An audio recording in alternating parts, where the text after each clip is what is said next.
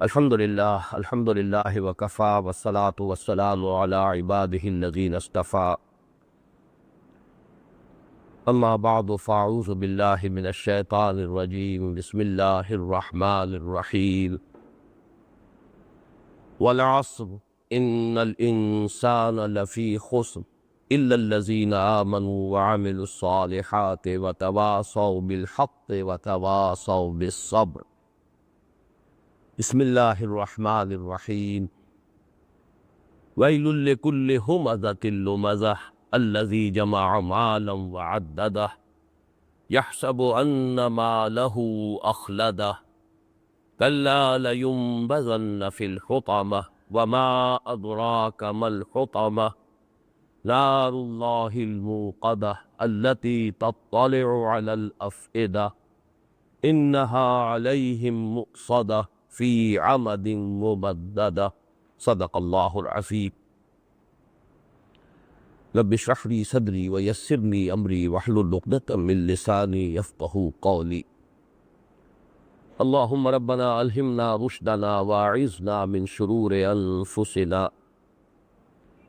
اللہم ارحمنا بالقرآن العظیم واجعلہ لنا اماما ونورا وہدی ورحمہ۔ اللہم ذکرنا منہ ما نسینا وعلمنا منہ ما جہلنا وارزقنا تلاوتہ آناء اللیل وآناء النہار واجعلہ لنا حجتا یا رب العالمین آمین۔ بہت سے احباب کو یاد ہوگا کہ 27 جولائی کے درس میں ارادہ یہ تھا کہ سورۃ العصر اور سورۃ الہمزہ دونوں کا مطالعہ مکمل کر لیا جائے، اور میں نے عرض بھی کیا تھا کہ چونکہ سورۃ العصر پر میں نے بے شمار مرتبہ درس دیا ہے، بہت سی کیسٹ ریکارڈنگز موجود ہیں، بہت مختصر بھی بہت مفصل بھی، پھر مطالعہ قرآن حکیم کا منتخب نصاب جس کا درس میں نے بارہا مکمل کیا، وہ بھی ایک اعتبار سے سورۃ العصر ہی کا درس ہے، پھر میری 2 تحریریں اس پر موجود ہیں۔ اس لیے خیال یہ تھا کہ میں اجمالاً سورۃ العصر کا بیان کر کے اور اصلاً 27 جولائی کے درس میں سورۃ الہمزہ کا درس لوں گا، لیکن یہ کہ اللہ تعالیٰ کو منظور نہ ہوا اور ہم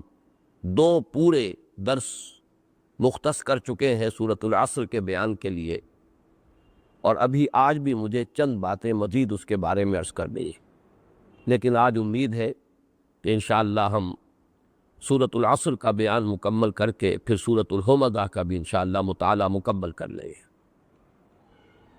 سورۃ العصر کے بارے میں جو چند باتیں مجھے مزید عرض کرنی ہیں، ان میں سب سے پہلی بات وہ کہ جس پر پچھلی مرتبہ کا بیان ختم ہوا تھا کہ انسان کی نجات کے جن 4 لوازم کا ذکر ہوا ہے سورہ عصر کی آخری آیت میں، الا الذین آمنوا وعملوا الصالحات وتواصوا بالحق وتواصوا بالصبر، یہ چاروں لازم و ملزوم ہیں، بلکہ صحیح بات یہ ہے کہ اگر ایمان لائی تو اس کے یہ سارے نتائج از خود نکلیں گے۔ جیسے کہ آم کے درخت کی گٹھلی جو ہے، آم کی گٹھلی، اس میں پورا درخت موجود ہے، اگر گٹھلی صحیح ہے اور اسے زمین صحیح مل گئی جس میں کہ آپ نے اس گٹھلی کو دبایا ہے، تو اس سے وہ 2 پتے نکلیں گے، پھر اس کے بعد وہی بڑھ کر ایک تناور درخت بنے گا، اسی میں پھر آم کا جو پھل ہے وہ لگے گا۔ تو ہم کہہ سکتے ہیں کہ اس گٹھلی میں پورا درخت موجود ہے۔ اسی طرح محض ایمان میں بھی یہ سب کچھ موجود ہے، یہ ایمان ہی کے مضمرات ہیں کہ جن کو کھول دیا گیا ہے۔ عام طور پر صرف ایک نفس کے حوالے سے کھولا جاتا ہے عمل صالح، لیکن یہاں اس کو مزید کھول دیا گیا۔ عمل ہی کے 2 اور پہلو ہیں، حق کا اعلان، حق کی تبلیغ، حق کی وصیت، پھر سب خود بھی کرنا، دوسروں کو بھی اس کی تلقین کرنا، جیسے کہ حضرت لقمان کی نصیحت میں جو انہوں نے اپنے بیٹے کو کی، بہت ہی پیاری آیت ہے، یا بنی اقم الصلاۃ وامر بالمعروف وانہی عن المنکر واصبر علی ما اصابک،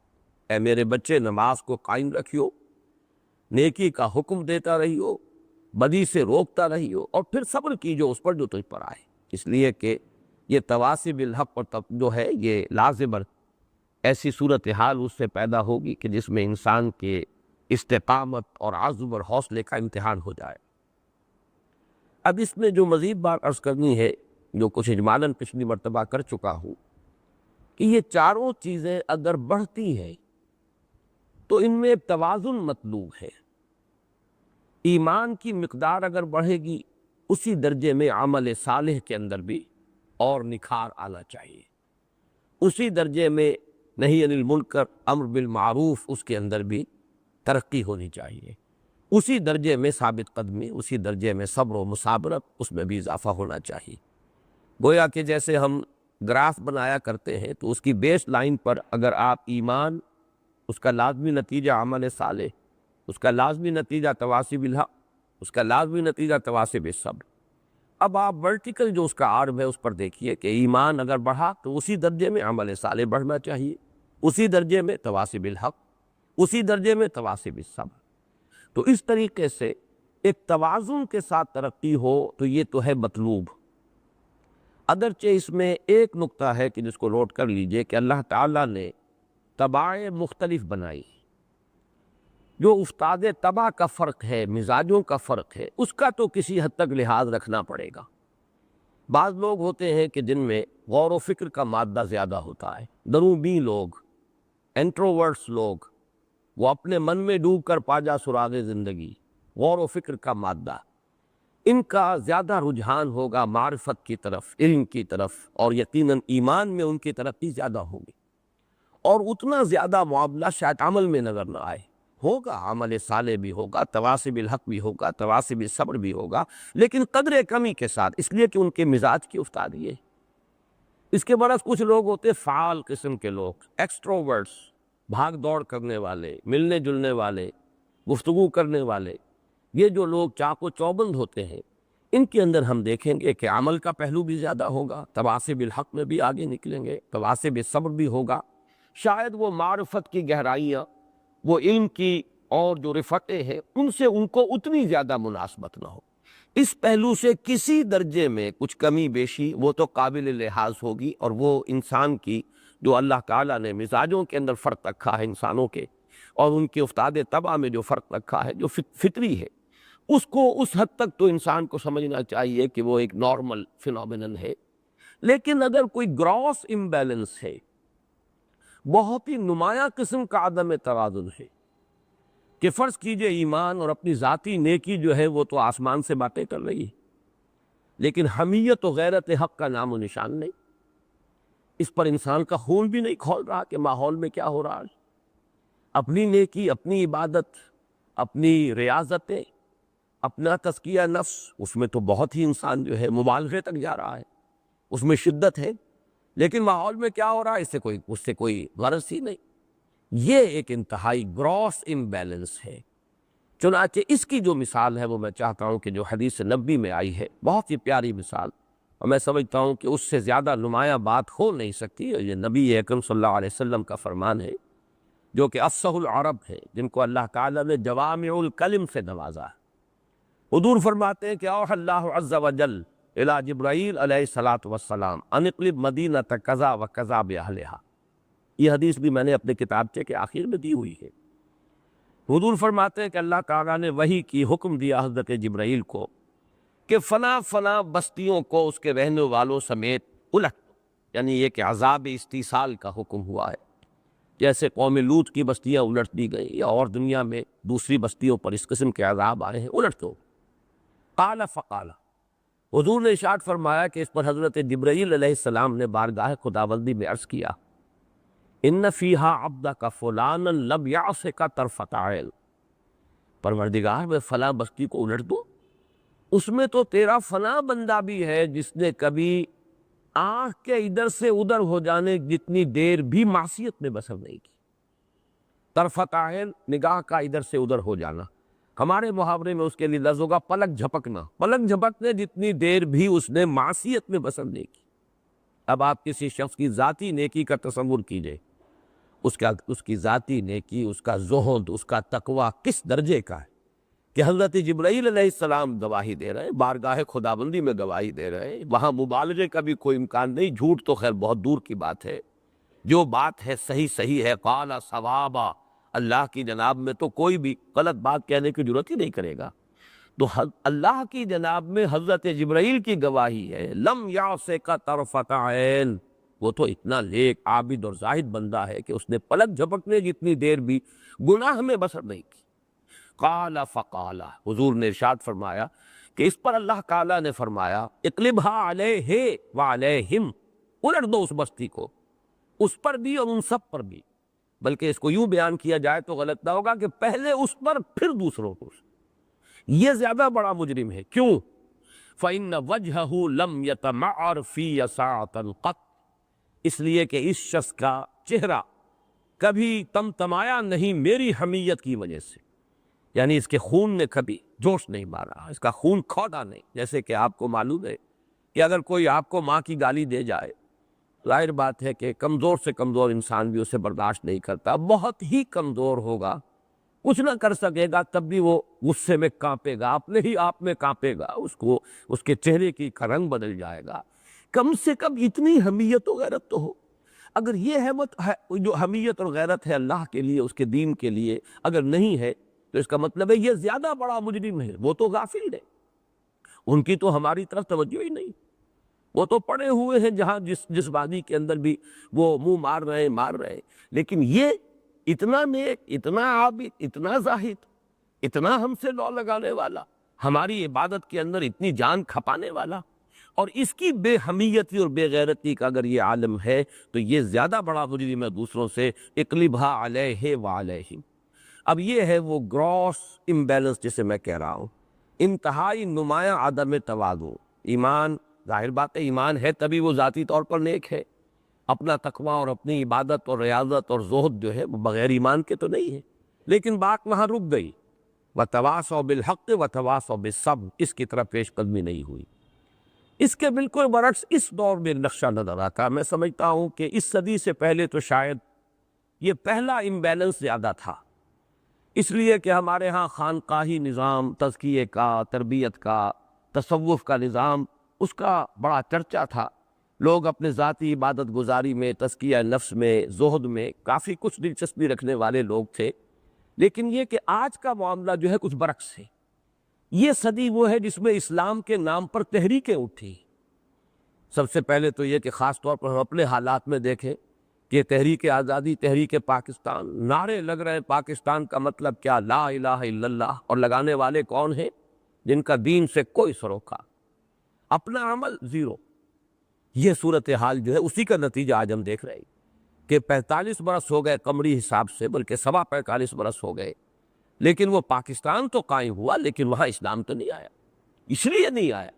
کہ وہ گراس امبیلنس، اسلام کا نعرہ ہے، اسلام کے جلوس ہے، اسلام کے لیے لوگوں نے جانے بھی دی ہیں، لیکن یہ کہ خود اپنا ایمان اور عمل صالح کا کھاتا جو ہے اور اس کا خانہ جو ہے خالی پڑا۔ یہی چیز اس کے بعد جو ہوئی ہے نظام مصطفیٰ کی تحریک میں، یہ سمجھیے 30 برس کے بعد تاریخ نے اپنے آپ کو پھر دہرایا۔ نظام مصطفیٰ کی تحریک ہے اور چل رہی ہے اور نعرے لگ رہے ہیں اور لوگوں نے گولیاں کھائی ہیں، جانیں دی ہیں، لیکن چونکہ وہ اپنا ایمان اور عمل صالح والا خانہ جو ہے خالی، نماز نہیں پڑھتے، لیکن یہ کہ اسلام کے نام پر جان قربان کرنے کے لیے تیار ہے۔ ختم نبوت کے لیے جانیں دی ہے لوگوں نے، اور میں نے بارہا کہا ہے کہ میں نے اپنی آنکھوں سے دیکھا کہ اپنے گریبان کھول کر نوجوانوں نے گولیاں کھائی، لیکن یہ کہ ان کا کوئی تعلق دین کے ساتھ عملی نہیں تھا، بس ایک جذباتی رو تھی جس کے اندر کہ وہ بہرحال ناموس رسالت کے نام پر مسلمان جو ہے وہ گردن کٹا دیتا ہے۔ یہ دوسرا گراس امبیلنس ہے۔ تو میں نے آج جو نقطہ واضح کیا اسے سمجھ لیجئے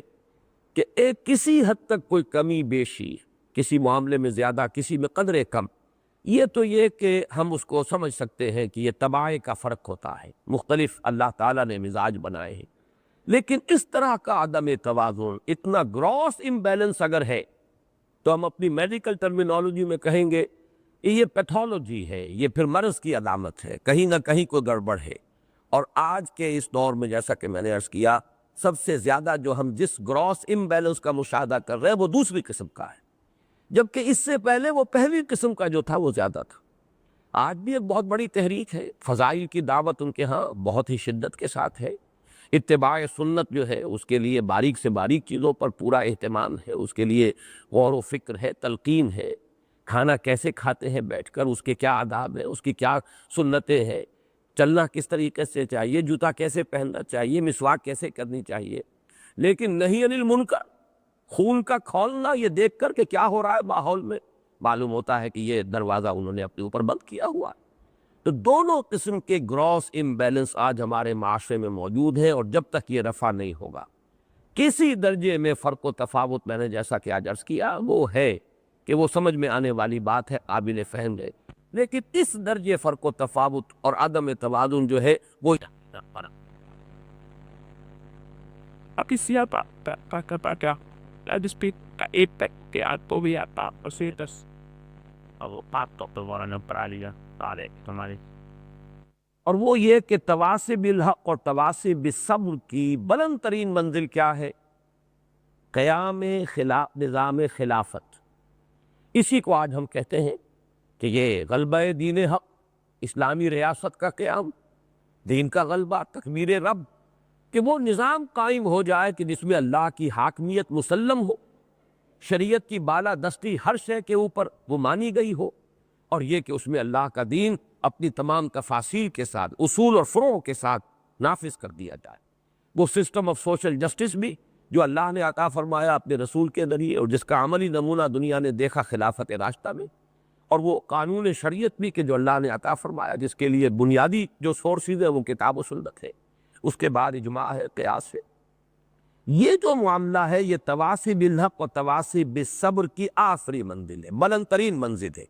اور اس کی صحیح نشاندہی کی ہے مولانا فراہی نے. حالانکہ بات بڑی دور کی لگتی ہے کہ سورۃ العصر کی تفسیر میں وہ باقاعدہ ایک فصل کا عنوان بناتے ہیں کہ سورہ مبارکہ سے ثابت ہوتا ہے کہ خلافت کا نظام قائم کرنا مسلمانوں پر واجب ہے، اور اس کو اس حد تک آگے لے گئے ہیں کہ چونکہ اس کے لیے اطاعت امیر ضروری ہے، لہذا اطاعت امیر کا نظام قائم کرنا بھی ضروری ہے. یہ بہت صحیح بات ہے جو انہوں نے کہی ہے، لیکن اس کے ساتھ ہی میں چاہتا ہوں کہ دوسری طرف بھی آپ دیکھ لیں کہ وہ جو ایمان ہے اس کی بلند ترین منزل کیا ہے. اس کو ایک تو ہم اس سے پہلے پڑھ چکے ہیں، جو حدیث جبرائیل کے حوالے سے متعدد مرتبہ اس کا حوالہ آیا ہے کہ ایمان کی وہ شدت، وہ بلندی، جیسا کہ احسان کی وضاحت کرتے حضور نے فرمایا ان تعبد اللہ کأنک تراہ، اس درجے ایمان اور یقین کی کیفیت ہو جائے کہ گویا کہ انسان اللہ کو اپنی آنکھوں سے دیکھا ہے. جو سورہ تکاثر جو سورۃ العصر سے پہلے ہے، جیسے حق الیقین کے حوالے سے میں نے بیان کیا، وہاں عین الیقین ہے، علم الیقین، عین الیقین. لیکن یہ کہ حق الیقین وہ ہے یقین کی وہ کیفیت،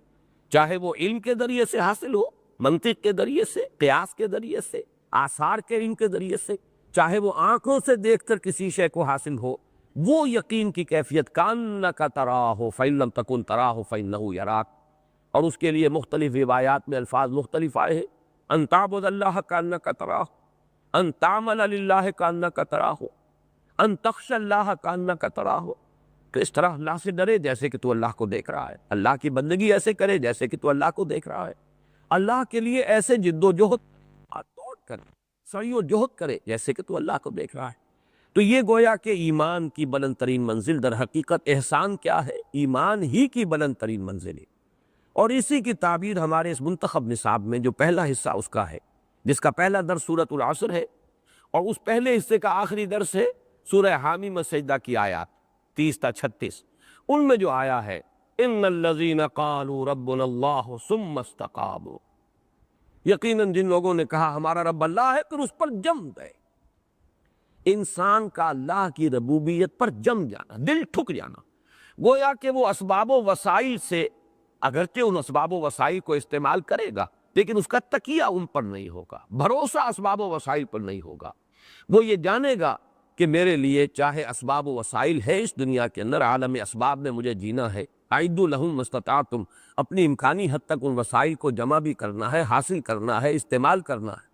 لیکن تکیہ اور بھروسہ اوپر نہ ہو، صرف اللہ کی ذات پر. وہ ہے میرا پالنہار، وہ ہے میرا پروردگار، وہ ہے میرا رازق، وہ ہے میرا محافظ، وہ ہے میرا پرووائڈر. ان الذین قالوا ربنا اللہ ثم استقاموا تتنزل علیہم الملائکۃ الا تخافوا ولا تحزنوا وابشروا بالجنۃ التی کنتم توعدون. ایک نکتہ جو اور عرض کرنا ہے سورۃ العصر کے بارے میں وہ یہ ہے کہ میرے نزدیک سورۃ العصر قرآن مجید کے مضامین کا ایک بہت ہی جامع انڈیکس ہے، اس لیے کہ قرآن مجید کے کل مضامین کو میں 5 حصوں میں تقسیم کرتا ہوں۔ اور اس کے لیے ذرا ایک بات عرض کر رہا ہوں، اس سے پہلے بھی مختلف مواقع پر میں نے تذکرہ کیا ہے۔ شاہ ولی اللہ دہلوی رحمۃ اللہ علیہ نے ایک مختصر سا رسالہ ہے، وہ کہا الفاظ الکبیر فی اصول التفسیر، تفسیر قرآن کے اصولوں کو معین کرنے کے لیے ایک بہت جامع تحریر ہے۔ اس میں شاہ صاحب نے قرآن مجید کے مضامین کو 5 عنوانات کے تحت تقسیم کیا ہے۔ اتفاق کی بات یہ ہے کہ میں بھی سورۃ العصر کے حوالے سے 5 ہی عنوانات قائم کر رہا ہوں، لیکن میرے عنوانات میں اگرچہ جسارت کی بات ہے کہ میں شاہ صاحب شاہ ولی اللہ دہلوی رحمۃ اللہ علیہ کی رائے کے مقابلے میں ایک رائے پیش کرنے کی جسارت کر رہا ہوں، لیکن یہ مجھے ہمت اس لیے ہو گئی ہے کہ میں نے اپنی اس رائے کو بیس کیا ہے سورۃ العصر پر۔ شاہ ولی اللہ رحمۃ اللہ علیہ فرماتے ہیں کہ قرآن مجید کے 5 مضامین کیا ہیں؟ علم الاحکام، یہ کرو یہ نہ کرو، اوامر و نواہی، حلال اور حرام۔ نمبر 2 علم المخاصمہ، کہ آپ کو جھگڑا کرنا ہوگا، آپ کو مناظرہ اور مجادلہ کرنا ہوگا، مشرکین سے بھی کرنا ہوگا، منکرین آخرت سے بھی کرنا ہوگا، منافقین سے بھی کرنا ہوگا، یہود سے کرنا ہوگا، نصارہ سے کرنا ہوگا۔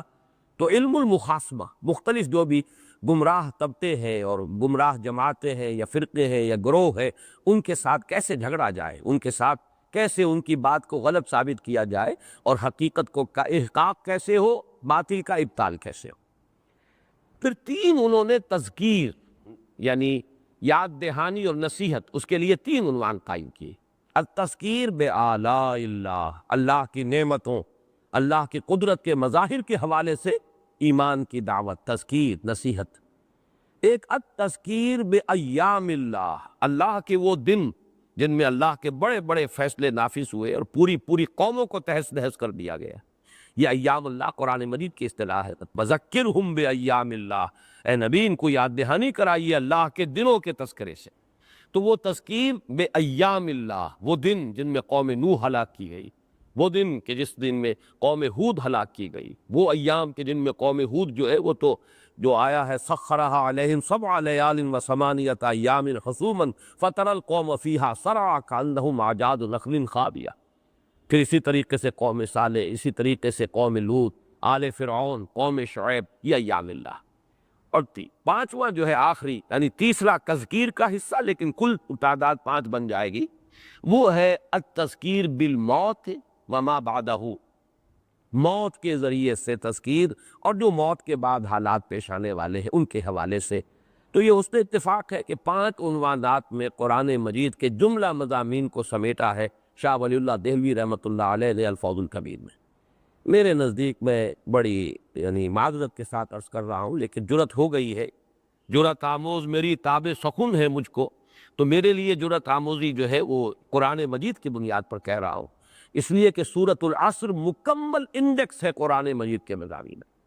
اس لیے کہ والعصر، زمانہ یہ تیزی سے چلنے والا زمانہ گواہ ہے۔ قرآن مجید میں جتنے اقوام کے حالات آئے، جتنے انبیاء کرام کے قصص بیان کیے گئے، پھر یہ کہ یہ زمانہ جو ہے جیسا کہ میں نے عرض کیا تھا، یہ تو ایک چادر ہے تنی ہوئی ازل سے ابد تک۔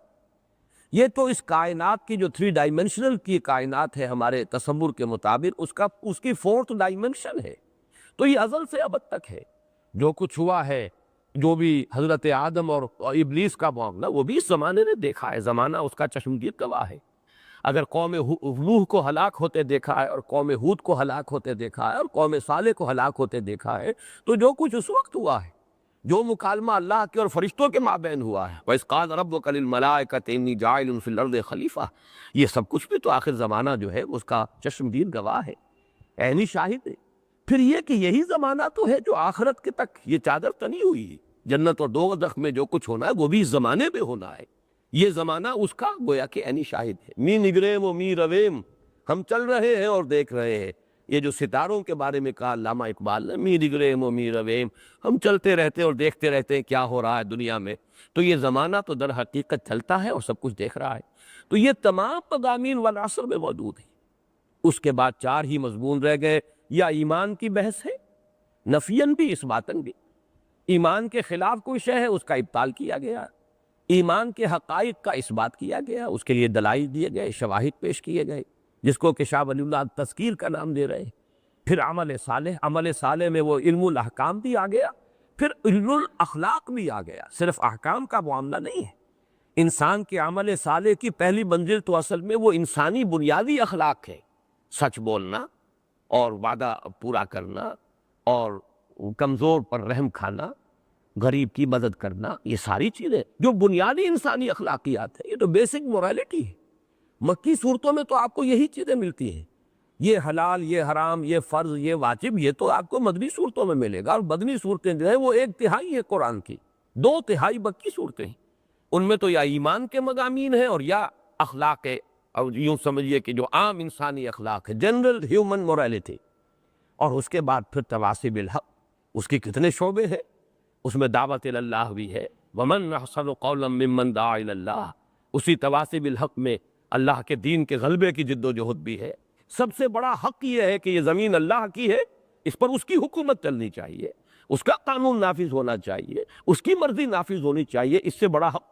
کون سا ہوگا؟ باقی سارے حقوق تو در حقیقت اس کے تابع ہو جائے گی۔ وہ جو ہم کہتے ہیں محاورے میں کہ ہاتھی کے پاؤں میں سب کے پاؤں، اسی طریقے سے سمجھیے اس حق میں سارے حقوق آ گئے۔ تواصی بالحق کی بلند ترین منزل کیا ہوگی؟ اللہ کا دین نافذ کرنے کی جد و جہد، جس کو میں ابھی عرض کر چکا ہوں مولانا فراہی کے حوالے سے کہ وجوب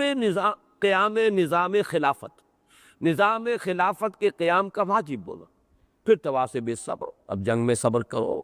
سورہ جو مدنی صورتوں میں خاص طور پر اس صبر کا تذکرہ بہت زیادہ، اس لیے کہ امتحانات شدید تر جو ہے وہ مکی دور میں ہوئے، جبکہ جان ہتھیلی پر رکھ کر آنا پڑا میدان میں، گھر بار چھوڑو۔ تو گویا کہ قرآن مجید کے جملہ مضامین کو اگر آپ ایک اس کا انڈیکس بنانا چاہے تو سورۃ العصر ان کا جامع ترین انڈیکس ہے۔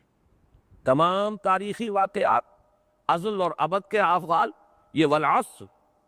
پھر ایمان، عمل صالح میں حقوق العباد بھی ہے، حقوق اللہ بھی ہے، بنیادی اخلاقیات بھی ہیں، شریعت کے احکام بھی ہیں، اوامر بھی ہیں، نواہی بھی ہیں۔ تواصی بالحق میں چھوٹی سی چھوٹی بات، چھوٹا سا چھوٹا حق، اس کا بھی اعلان اور اعتراف، اور بڑے سے بڑا حق، اس کا بھی اعلان اور اس کے لیے جان ہتھیلی پر رکھ کر میدان میں آ جانا، اور تواصی بالصبر۔ یہی 5 مضامین ہیں در حقیقت قرآن حکیم کے۔ اسی لیے میں نے عرض کیا تھا کہ یہ سورہ مبارکہ آم کی گٹھلی کے مانند ہے جس میں پورا آم کا درخت موجود ہے۔ یہی وجہ ہے کہ میں واقعتاً پوری طرح قائل ہوں امام شافعی رحمۃ اللہ علیہ کے ان دونوں اقوال کا جنہیں میں نے کوٹ کیا ہے اپنے اس کتابچے میں بھی، اور میں چاہتا ہوں کہ ہمارے ساتھیوں کو یہ عبارت حفظ ہو جائے۔ لَوْ لَمْ يُنَزَّلْ مِنَ الْقُرْآنِ سِوَاهَا لَكَفَتِ النَّاسِ، اگر قرآن میں سوائے اس ایک سورت کے اور کچھ نازل نہ ہوتا تو یہ لوگوں کے لیے کافی تھی۔ لَوْ تَدَبَّرَ النَّاسُ هَٰذِهِ السُّورَةَ لَوَسِعَتْهُمْ،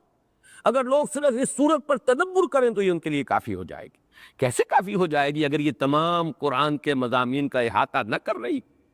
یہ تو در حقیقت سورہ ہود کی جو ابتدائی آیات ہے ان میں جو بیان کیا گیا کتاب احکمت آیاتہ ثم فصلت من لدن حکیم خبیر، یہ وہ کتاب ہے جس کی آیات پہلے محکم کی گئی، پختہ کی گئی، پھر ان کی تفصیل کی گئی اس ہستی کی طرف سے کہ جو علیم ہے اور خبیر ہے۔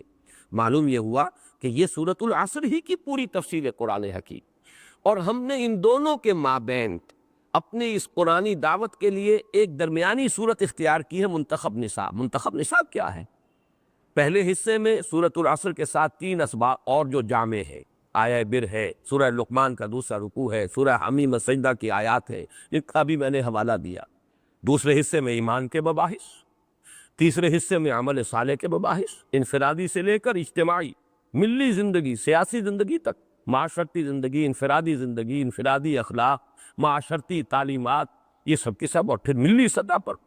پھر تواصی بالحق ہے، اس میں جہاد فی سبیل اللہ، اعلاء کلمت اللہ کے لیے، اللہ کے دین کے غلبے کے لیے جد و جہد، پھر تواصی بالصبر ہے۔ یہ 4 حصے درمیان میں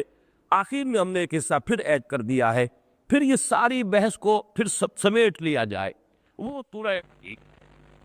یہ دیکھتے جامع ترین صورت بنتی ہے قرآن حکیم کی، خاص طور پر مسلمانوں سے، امت مسلمہ کے خطاب کے۔ تو یہ در حقیقت وہی سورۃ العصر کی ایک اس کی تفسیر، یہ منتخب نصاب ہے، اسی کی مزید تفسیر، اس لیے کہ وہ تقریباً 2 سوا 2 پارے بنیں گے۔ اس کے بعد اسی کو آپ اور پھیلائیے تو الحمدللہ کہ وہ پورے قرآن مجید کے مضامین کا اس میں احاطہ ہو جاتا ہے۔ اب آخری بات سورہ ہمزہ شروع کرنے سے قبل یہ ہے کہ سورۃ العصر اور سورۃ الہمزہ کا جو ربط ہے اس کو سمجھ لیجئے۔ ویسے مجھے اختتام پر انشاءاللہ یہ جو 6 صورتیں ہم نے پڑھی ہیں جن میں انذار کا رنگ بہت گہرا ہے اور ان پر انذار کا مضمون قرآن حکیم میں ختم ہو رہا ہے، میں یہ بعد میں عرض کروں گا اختتام پر۔ اس وقت صرف یہ کہ سورۃ العصر اور سورۃ الہمزہ ان کے مابین ربط کیا ہے۔ سورۃ العصر کو اگر انسان اس میں بتائے ہوئے راستے کو اختیار نہیں کرتا تو کیا ہوگا؟ ایک راستہ ہے ایمان، عمل صالح، تواصی بالحق، تواصی بالصبر۔ اگر وہ سارے اس کا راستے پر نہیں چلتا تو لا محالہ اس کے 2 نتیجے نکلیں گے۔ دنیا میں اخلاقی پستی، دنات، کم ظرفی، ہر اعتبار سے اخلاقی طور پر انسان کا پستی میں مبتلا ہو جانا، اور ایک ہی شے رہ جائے گی پھر اس کی بھاگ دوڑ کا اصل ہدف کیا ہوگا؟ دولت جمع کرنا۔ آخر انسان میں اللہ نے توانائیاں رکھی ہیں، قوتیں رکھی ہیں۔ کوئی اگر بلند تر نصب العین سامنے نہیں ہے، کوئی اعلیٰ نصب العین نہیں، کوئی ہائر آئیڈیل نہیں، کوئی آدرش نہیں، تو کیا ہوگا؟ پھر تو انسان کی ساری توانائیاں، ساری صلاحیتیں، ساری قوتیں، ساری بھاگ دوڑ کس پر ہوگی؟ پیسہ کماؤ اور جمع کرو۔ یہ ہے نتیجہ جو انسان کا اس دنیا میں نکلے گا اگر اس راستے کو اختیار نہیں کر رہا۔ الا الذین آمنوا وعملوا الصالحات وتواصوا بالحق وتواصوا بالصبر۔ ذہین انسان ہے، اس کی ذہانت صرف ہوگی زیادہ سے زیادہ کمانے میں اور جمع کرنے میں اور جوڑنے میں۔ محنتی انسان ہے، اس کی محنت صرف ہوگی اسی کام کے لیے۔ پھر یہ کہ اس میں انسان اخلاقی اعتبار سے تمام اصولوں کو پامال کر جائے گا، اس کی اخلاقی دنات جو ہے وہ انتہا کو پہنچ جائے گی۔ 2 ہی راستے ہیں، یا وہ راستہ اختیار کرو، ورنہ یہ کہ اسفل سافلین کے اندر تو تم ہو ہی، اسی میں پڑے رہو گے۔ لقد خلقنا الانسان فی احسن تقویم ثم رددناہ اسفل سافلین۔ گویا کہ اسفل سافلین کی جامع ترین تعبیر ہے ان 2 آیات میں، ویل لکل ہمزۃ لمزہ الذی جمع مالا وعددہ یحسب ان مالہ اخلدہ۔ یہ 3 آیات اصل میں اسفل سافلین کی وضاحت پر مشتمل ہے۔ آخرت میں کیا ہوگا؟ کلا لینبذن فی الحطمہ وما ادراک ما الحطمہ، یہ دوسرا اس کا اخروی انجام ہے۔ تو گویا کہ سورۃ العصر اور اس سورت کے مابین ربط یہ ہے کہ یا چنا کن یا چنی، یا تو ادھر چلو ایمان، عمل صالح، تواصی بالحق، تواصی بالصبر، ورنہ تمہارے لیے ایک ہی راستہ ہے، اخلاقی دنات اور پستی، مال کی محبت اور اسی کے لیے اپنی توانائی اور صلاحیتوں کو کھپا دینا، اور آخرت میں اس حطمہ میں جھونک دیا جانا جس کی کہ شان بیان ہوئی ہے، نار اللہ الموقدۃ التی تطلع علی الافئدہ۔ اب اس کے بعد آئیے ہم سورہ ہمزہ کا مطالعہ شروع کرتے ہیں۔ ویل لکل ہمزۃ لمزہ، ویل کا لفظ پہلے بھی آیا ہے اور ایک سورہ مبارکہ بھی اس لفظ سے پہلے شروع ہوئی ہے آخری پارے ہی میں، ویل للمطففین الذین اذا اکتالوا علی الناس یستوفون وَإِذَا قَالُوهُمْ أَوْ وَزَنُوهُمْ يُخْسِرُونَ۔ اور یہ نوٹ کر لیجئے کہ مشابہت یہ ہے کہ وہاں بھی انسان کی ایک اخلاقی پستی جو ہے اسی کا ذکر ہے۔ یہ ڈنڈی مارنا حقیر سی ہے، آخر کوئی شخص تول رہا ہے سیر پر ڈنڈی مارے گا، کتنا اس کے اندر 2 تولے 4 تولے کا نقصان کر دے گا، اتنا ہی ہے۔ لیکن اس 2 تولے 3 تولے 4 تولے میں اس نے اپنا ایمان بیچ دیا، اس سے زیادہ دنات کوئی ہوگی؟ اگر ناپ رہا ہے 1 سیر دودھ اس کو دینا تھا، 1 سیر نہیں دیا، 15 چھٹاک دے دیا، 15.5 دے دیا، یہ آدھی چھٹاک یا 1 چھٹاک میں اس نے اپنا ایمان بیچ دیا، ثابت کر دیا کہ اس کے اندر ایمان نہیں ہے، یقین نہیں ہے۔ اسے اس بات کا یقین نہیں کہ کوئی دیکھنے والی آنکھ دیکھ رہی ہے، اسے اس بات کا یقین نہیں کہ کہیں جا کر جواب دہی کرنی ہے۔ ویل للمطففین الذین اذا اکتالوا علی الناس یستوفون واذا قالوهم او وزنوهم یخسرون الا یظن اولئک انہم مبعوثون لیوم عظیم یوم یقوم الناس لرب العالمین۔ وہی انداز یہاں ہے، ویل لکل ہمزہ ہمزۃ لمزہ۔ لفظ ویل کے بارے میں جو حضرات نوٹ کرنے، قرآن مجید میں کل 27 مرتبہ آیا ہے یہ، جن میں سے 10 مرتبہ ترجیعی آیت جو ہے سورہ مرسلات کی، ویل یومئذ للمکذبین، ویل یومئذ للمکذبین، 10 مرتبہ وہاں آیا ہے۔ اس لفظ کی جو ہے جو لغوی بحث یہ ہے کہ وے کا کلمہ ہے عربی زبان میں تعسف کے لیے، حسرت کے لیے. وے لکا، تمہاری شامت، ہائے حسرت تم پر، تمہارا انجام کتنا دردناک انجام تمہارا ہونے والا ہے. تو یہ حسرت، تعسف، یہ در حقیقت اس کے لیے وے ہے. وے کاننا، یہ قرآن مجید میں آیا ہے کہ وہ جو قارون کا معاملہ تھا سورہ قصص کے آخر میں آیا ہے کہ جس روز وہ اپنی پوری شان و شوکت کے ساتھ نکلا جلوس لے کر، تو بنی اسرائیل کے بہت سے لوگوں نے کہا کاش کہ ہمیں بھی ایسا ہی کچھ ہوتا، ایسی ہی دولت ہمیں ملی ہوتی، یہ عزت، یہ وجاہت. لیکن یہ کہ اس کے بعد جب وہ ہلاک ہوا ہے تو وہی کان، اس کے بعد انہوں نے کہا کہ ہائے ہلاکت اس پر، اللہ کا فضل ہوا ہم پر کہ ہمیں اللہ نے ان چیزوں سے نہیں نوازا، ورنہ آج ہم بھی ڈسے ہوتے. اسی طرح یہ لفظ آیا ہے سورہ احقاف میں وَيْلَكَ آمن. تقابل کیا گیا ہے. ایک تو وہ نوجوان ہے کہ جب وہ اپنی عمر کی پختگی کو پہنچتا ہے، حتیٰ اذا بلغ شدہ وبلغ 40 سنة قال رب اوزعنی ان اشکر نعمتک التی انعمت علی وعلی والدی وان اعمل صالحا ترضاہ. ایک تو وہ ہے کیفیت، اور ایک وہ ہے کہ جو کہتا ہے اپنی جوانی کو پہنچ کر اپنے مسلمان اور مومن والدین سے، یہ کیا آپ نے ڈھکوسلے اللہ آخرت، یہ حلال حرام کی کیا آپ نے بنا رکھی ہے، میں تو ان میں سے کسی چیز کو نہیں مانتا. تو وہ پھر اب اللہ سے استغاثہ کرتے ہیں والدین، ویلک آمن، ہائے تیری شامت ایمان دا، کدھر جا رہا ہے. تو یہ وے کا کلمہ جو ہے یہ آتا ہے اصل میں تعسف، حسرت، کسی کی شامت پر انسان کو جو دکھ ہوتا ہے، شامت اعمال جو نظر آ رہی ہے. تو یہ وے لکا، اس کا مخفف ہو گیا ویل. وے لکا، اس میں سے کاف جو ہے یہ نکل گیا ہے تو ویل کا لفظ بنا ہے. یہ اس کی جو ہے اس کی لغوی شرح. باقی یہ کہ اس کا یہ بھی بیان کیا گیا ہے کہ یہ ویل جو ہے یہ جہنم کی ایک ایسی وادی ہے جس کا عذاب شدید ترین ہے، جس سے کہ خود جہنم پناہ مانتی ہے. بہرحال یہ بھی ہو سکتا ہے، لیکن جہاں تک لفظ کا تعلق ہے وہ تو الاعتبار عموم اللفظ والی بات جو ہے تو اس کا یہی ہے کہ تباہی، ہلاکت، بربادی، افسوس، شامت. ویل لکل ہمزۃ لمزہ، ہلاکت ہے، بربادی ہے، تباہی ہے ہر ہومزہ اور لو مزہ کے لیے. پہلے تو یہ نوٹ کیجئے کہ ہومزہ، لو مزہ، اور اگلا ایک اور لفظ آ رہا ہے خروتامہ، یہ ایک ہی وزن پر ہے فعلہ. یہ فعلہ کا وزن جو آتا ہے عربی زبان میں یہ مبالغے کا صیغہ ہے جس میں کثرت کا ایک انداز ہے،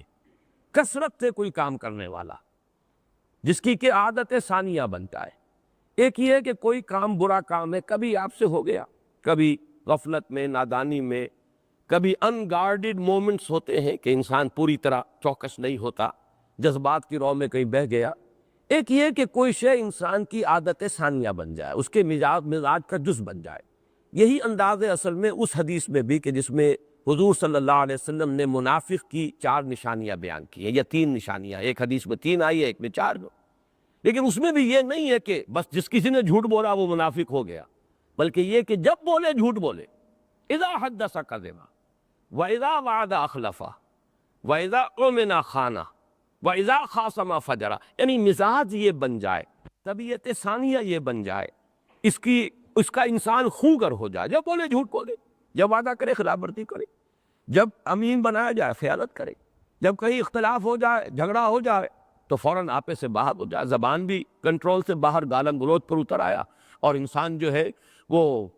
ہاتھا پائی پر اتر آیا. یہ ساری علامتیں جو ہے جن میں یہ 4 علامتیں حضور نے فرمایا وہ کٹر منافق. لیکن یہاں بھی سمجھ لیجئے جن کی کہ یہ عادت ثانیہ بن چکی ہے، کبھی کسی سے کوئی وعدہ خلافی ہو گئی، کوئی سبب ہو گیا، کوئی ایسی غفلت ہو گئی، وہ بات نہیں. اسی طرح ہو مزہ، لو مزہ،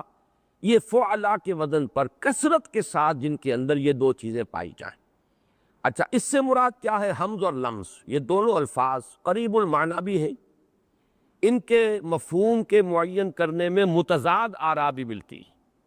امام راضی نے جمع کیا ہے، بہت سے اقوال دیے، لیکن میں صرف 4 اقوال آپ کو سنا رہا ہوں جو انہوں نے نقل کیے. حضرت ابن عباس رضی اللہ تعالیٰ عنہما سے ایک روایت یہ ہے کہ حمز کے معنی ہے کسی کی غیر موجودگی میں اس کی برائی بیان کرنا، یعنی غیبت. اور لمس کے معنی ہے رو در رو عیب چینی کرنا، کسی کی عزت پر کرنا. کا جو اصل مادہ ہے اس کا مفہوم ہے کسر، توڑنا، کسی کی عزت کو توڑنا، مجروح کرنا، کسی کی عزت پر حملہ کرنا، یہ ہے اصل میں اس لفظ کا جو اصل مفہوم لغوی ہے۔ لیکن یہ کہ حمز وہ ہے کہ جو غیبت، کسی کی غیر موجودگی میں آپ نے اس کی عزت پر حملہ کر دیا، اور لفظ یہ ہے کہ روح در روح آنکھوں میں آگے ڈال کر آپ نے اس کی کوئی عیب چینی کی ہے، یا کوئی حرف گیری کی ہے، یا اس کی کہیں جو ہے کسی طرح سے ایسی بات۔ اب عیب کا کہنا یہ ہے کہ ہم اس کہتے ہیں ہاتھ سے اشارہ کر کے، اور کس جب ہم زبان سے ادا کیا اور اسی تو آئے گا۔ ابو العالیہ کا قول نقل کیا امام رادی تھے کہ ہم ہے روح در روح، اب یہ برعکس ہے، یہ جو کیا پاک ہو کیا تاؤ قالا روما تو یہ بات تقنیر کو برعکس، یہ ہم ہے روح در روح کسی کی برائی کرتا، اور طنز ہے پیٹ پیچھے کسی کی برائی کا۔ ایک اور رائے بھی ہے کہ ایک ہے جہرن بلند آواز سے کسی کی برائی کرنا، یہ ہے ہم، اور صرف اسی طور پر کسی کی برائی کرتا، کسی کی عزت پر تبدیل کرتا، کسی کی ناموس پر تبدیل ہونا، یہ گویا کہ ساری چیزیں جمع کر کے بڑا پیارا قائمہ ابلادی کا میں بلا رہا والا ان جميع هذه الوجوه متقاربة راجعة الى اصل واحد وهو اتقان واحکام۔ یہ ساری آراء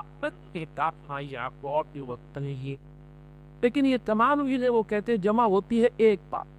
اور وہ ایک بات کیا ہے؟ لوگوں کی عزت پر حملہ آور ہونا، تان کی صورت میں، اور ان کے کسی عیب پر بات، یہ لوگوں کی عزت پر تعاور ہوتا ہوں پی سب تو توڑنا پوڑنا کسب پہ کنپو میں نے تبول بیاہ کیا ہے، اور پھر اس میں آنکھ قوتیں بیاہ کی گئی۔ اس تو یہ کہ یہ کام جان بوجھ کر بھی ہوتا ہے، اور ایسے ہی بے جانے بوجھے تحریتا کی طور جان بوجھ سے تو کرتا ہے آتے کسی کے اوپر پرسا، اس سے حسد، پھر کیزا، حسد اور کیزا اور کوس دکھے، وہ انسان کو آبادہ کرتا ہے اور بے جانے بوجھے تھی کیسے کمس پوتلی تیلا بے لائٹ بے جیسے اب ایک لائٹ دکھا یہ بھی اگر کوئی ہوتا ہے کسی کی سستا ہوتا، چاہے شعوری ہوتا ہے یا شعوری کی بنیاد تو تکبر، آدمی اپنے آپ کو گلپڑی شے پتا ہوتا، کبھی کسی کے ہے اس تک اپنے آپ کو بہت بلند اور بڑا متقی سمجھتا ہے، تبھی کسی کا اگر کوئی اس قسم کا معاملہ ہو گیا ہے کسی اور کسی سے جو تقویٰ کے منافی ہے تو اس کا ڈھنڈورا پیٹے گا، چاہے وہ اس کو رو در رو کر رہا ہو اور چاہے وہ اس کی عدم موجودگی میں کر رہا ہو، لیکن یہ در حقیقت اگر غیر ارادی طور پر بھی ہو رہا ہے تمسخر و استہزاء کی شکل میں تو تکبر موجود ہے اس کے پیچھے۔ نمبر دو، یہ حاضر کے لیے بھی ہو سکتا ہے، غائب کے لیے بھی ہو سکتا ہے، جیسے کہ آج کل بارہا میں نے سورہ حجرات کا درس دیتے ہوئے عرض کیا ہے کہ آج کل تو سب سے زیادہ لذیذ ڈش جو ہوتی ہے وہ آپ کھانے پر بیٹھے ہوئے ہیں تو جو بھی کھانے جو آپ کے میزبان نے سرو کیے ہیں ان سب سے زیادہ لذیذ ڈش جو ہوتی ہے وہ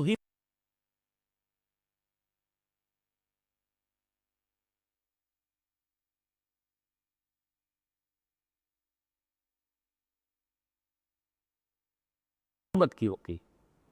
جو موجود نہیں ہے اس کی برائیاں کر رہے ہیں، بس اس میں لذت لے رہے ہیں، لذت نفس ہے، حظ نفس ہے۔ بلکہ اب تو ہمارا معاشرہ اس درجے پستی میں جا چکا ہے کہ اگر 4 آدمی بیٹھے تھے تو کسی 5ویں کی وہ برائی کر رہے تھے، غیبت کر رہے تھے، اور اگر ایک اٹھ کر چلا گیا تو بقیہ 3 اب اس کی برائی کریں گے جو چلا گیا، دوسرا چلا گیا ہے، تیسرا بھی، تو پھر باقی 2 رہے وہ اس کی برائی کریں۔ یہ اس درجے ہماری مزاج کے اندر یہ دنات اور پستی آ چکی ہے۔ تیسری بات یہ کہ یہ لفظاً ہو یا اشارتاً ہو اس میں کوئی فرق باقی نہیں ہوتا، چاہے آپ نے اشارے سے کیا، بسا اوقات کسی پر ایسے اشارہ بازی سے کسی کی طرف دیکھا اور مسکرا دیے، آنکھوں میں آنکھیں ڈالی، کسی اور کی طرف دیکھا اور پھر اپنے کسی ساتھی کی طرف دیکھ کر مسکرا دیے، دیکھو اس کو، اس کا کیا حال ہے۔ یہ بھی در حقیقت تمام چیزیں جو ہے یہ انسان کی عزت نفس کے اوپر حملہ کرنے والی ہیں۔ اور پھر یہ کہ یہ انسان کے دین و اخلاق کے بارے میں بھی ہو سکتا ہے، اور اس کی شکل و صورت وضاقتہ اس کے اوپر بھی ہو سکتا ہے۔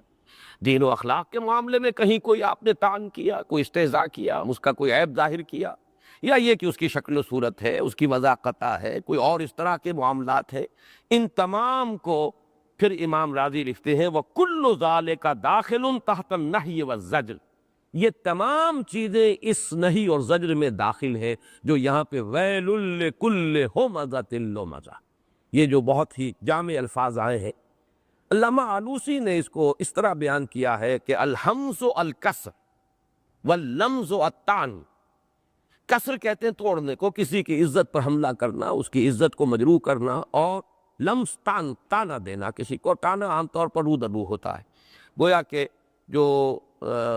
حضرت ابن عباس رضی اللہ تعالیٰ عنہما کی رائے ہے اسی کو امام آلوسی نے اختیار کیا ہے۔ پھر یہ کہ اس میں ویل لکل ہمزۃ لمزہ میں ایک رائے تو یہ ہے کہ معین کوئی شخص یہاں مراد ہے، اور معین اشخاص جو ہیں، ہم جو صورتیں پڑھتے چلے آ رہے ہیں، سورہ نون میں بھی، پھر سورہ مدثر میں بھی ولید بن مغیرہ کا تذکرہ قرآن مجید میں بار بار ہوا ہے، اور سورہ نون میں یہ تمام الفاظ اس کے لیے آئے ہیں وَلَا تُطِعْ كُلَّ حَلَّافٍ مَّهِينٍ حَمَّازٍ مَّشَّاءٍ بِنَمِيمٍ مَّنَّاعٍ لِّلْخَيْرِ مُعْتَدٍ أَثِيمٍ عُتُلٍّ بَعْدَ ذَلِكَ زَنِيمٍ۔ تو یہ جو اس کی تمام اس کی جو سیرت کا ایک نقشہ کھینچ دیا گیا ہے، یہ تمام عیب اس کے اندر موجود تھی۔ اخنس ابن شریق بھی حضور کے مخالفین میں سے کچھ اسی کردار کا اور اسی طرح کی شخصیت کا حامل شخص تھا، لیکن یہ کہ تقریباً اجماع مفسرین کا یہ ہے کہ یہاں کوئی معین شخص مراد نہیں ہے، بلکہ یہ تو اصل میں دنات، انسان کی کم ظرفی کی ایک کیفیت ہے کہ جو پیدا ہو جاتی ہے۔ جب اعلیٰ نظم العین نہیں ہوگا تو کہیں تو آپ کی کا وقت لگے گا نا، آخر کسی کام میں آپ کی توجہات کسی کام میں تو صرف ہوں گی۔ اگر کوئی اعلیٰ مقصد نہیں، اس کے لیے جد و جہد نہیں، تو کہیں نہ کہیں پستی کے اندر گریں گے، اور یہ پستی جو ہے انسان کی کم ظرفی اور دنات طبع کا سب سے بڑا مظہر یہ ہے کہ انسان دوسروں کی عزت پر حملہ آور۔ اس کے ضمن میں آپ کو ایک بڑا پیارا شعر ہے جگر مراد آبادی کا، وہ نظم ان کی ویسے تو پوری نظم ہی بہت عمدہ،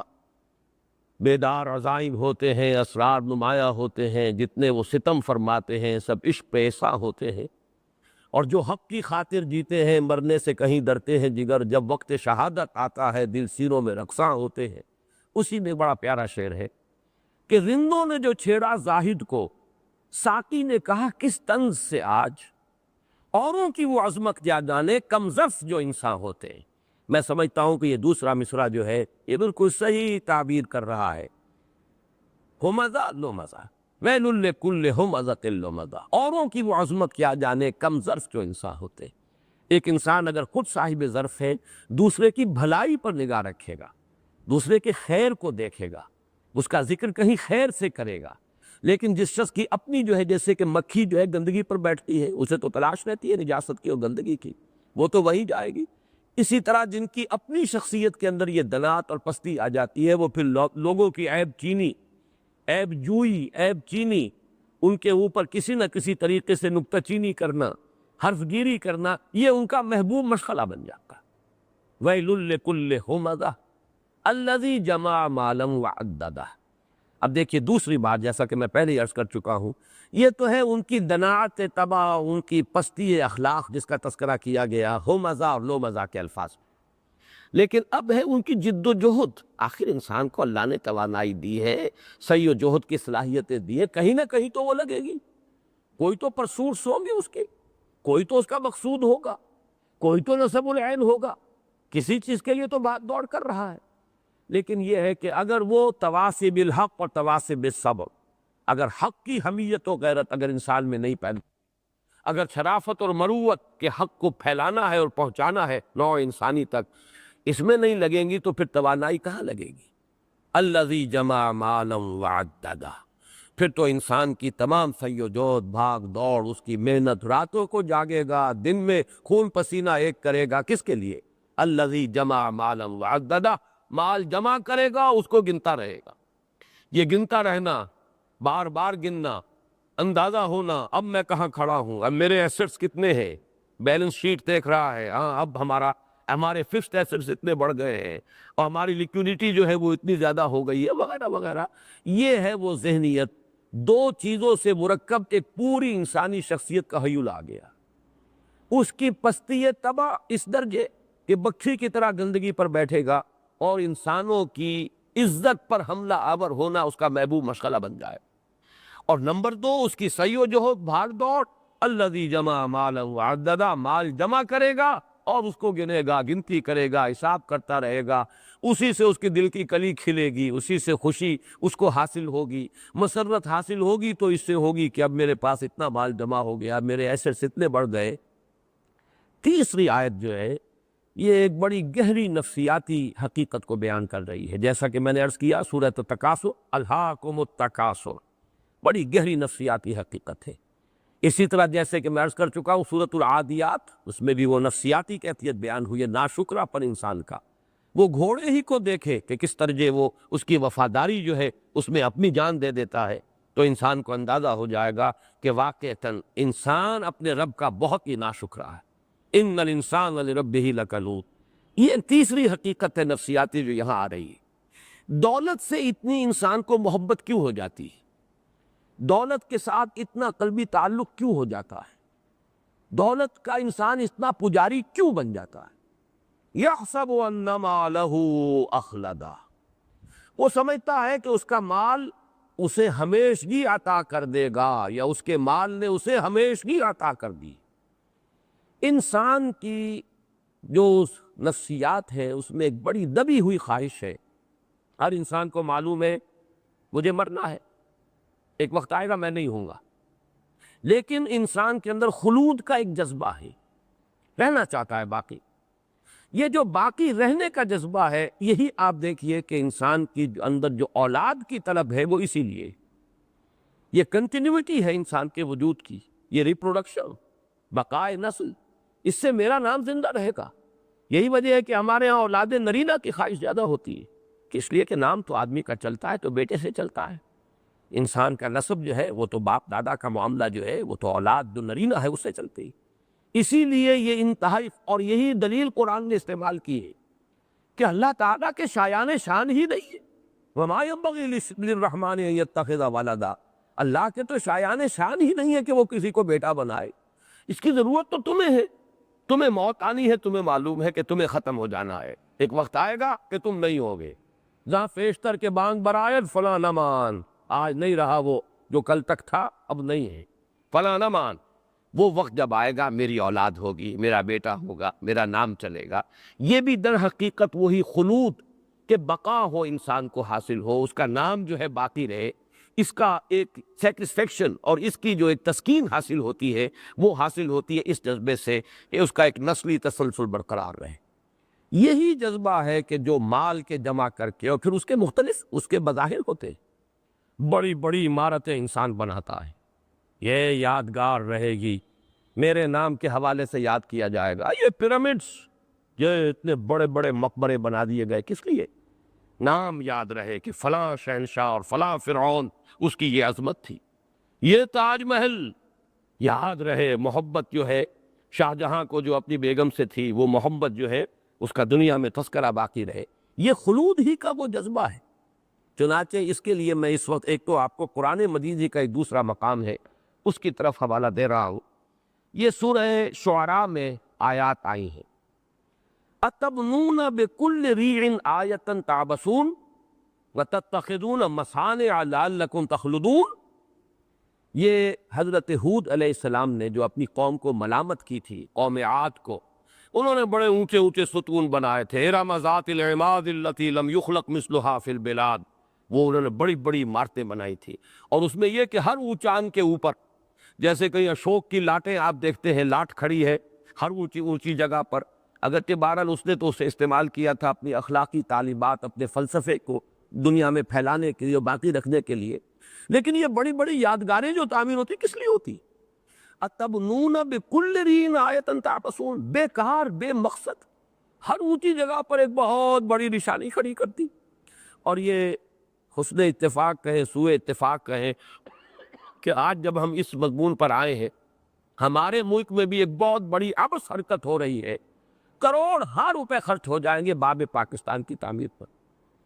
کیا اس سے بھلا ہوگا؟ کتنے غریبوں کے تن ڈھانپے جا سکتے تھے، کتنے لوگوں کے لیے کوئی کام فراہم کیا جا سکتا تھا، اس ملک کے اندر کوئی بہت سے یعنی مسائل حل ہو سکتے ہیں، لیکن وہ ایک جو ہے مینار کھڑا ہوا ہے، مینار پاکستان، ایک وہ باب پاکستان کھڑا ہو جائے گا، صرف یہ کہ وہ یادگاریں ہیں، بڑی علامتیں ہیں۔ کیا اتپودا پہ کل جریر قایتا یہ تو بڑے بڑی وہ یادگار آپس ہے، بیکار ہے، لا حاصل ہے، کس چیز میں اپنی دولت خرچ کر رہے ہو؟ یہ ہے حضرت ہود علیہ السلام کا قول، انہوں نے اپنی قوم کو ملامت کرتے ہوئے فرمایا وَتَتَّخِذُونَ مَصَانِعَ لَعَلَّكُمْ تَخْلُدُونَ۔ مصنع جو ہے یہ صنعت سے ہے، بنی ہوئی کوئی شے، عام طور پر سمجھا گیا اس سے مراد صرف عالی شان محل ہے۔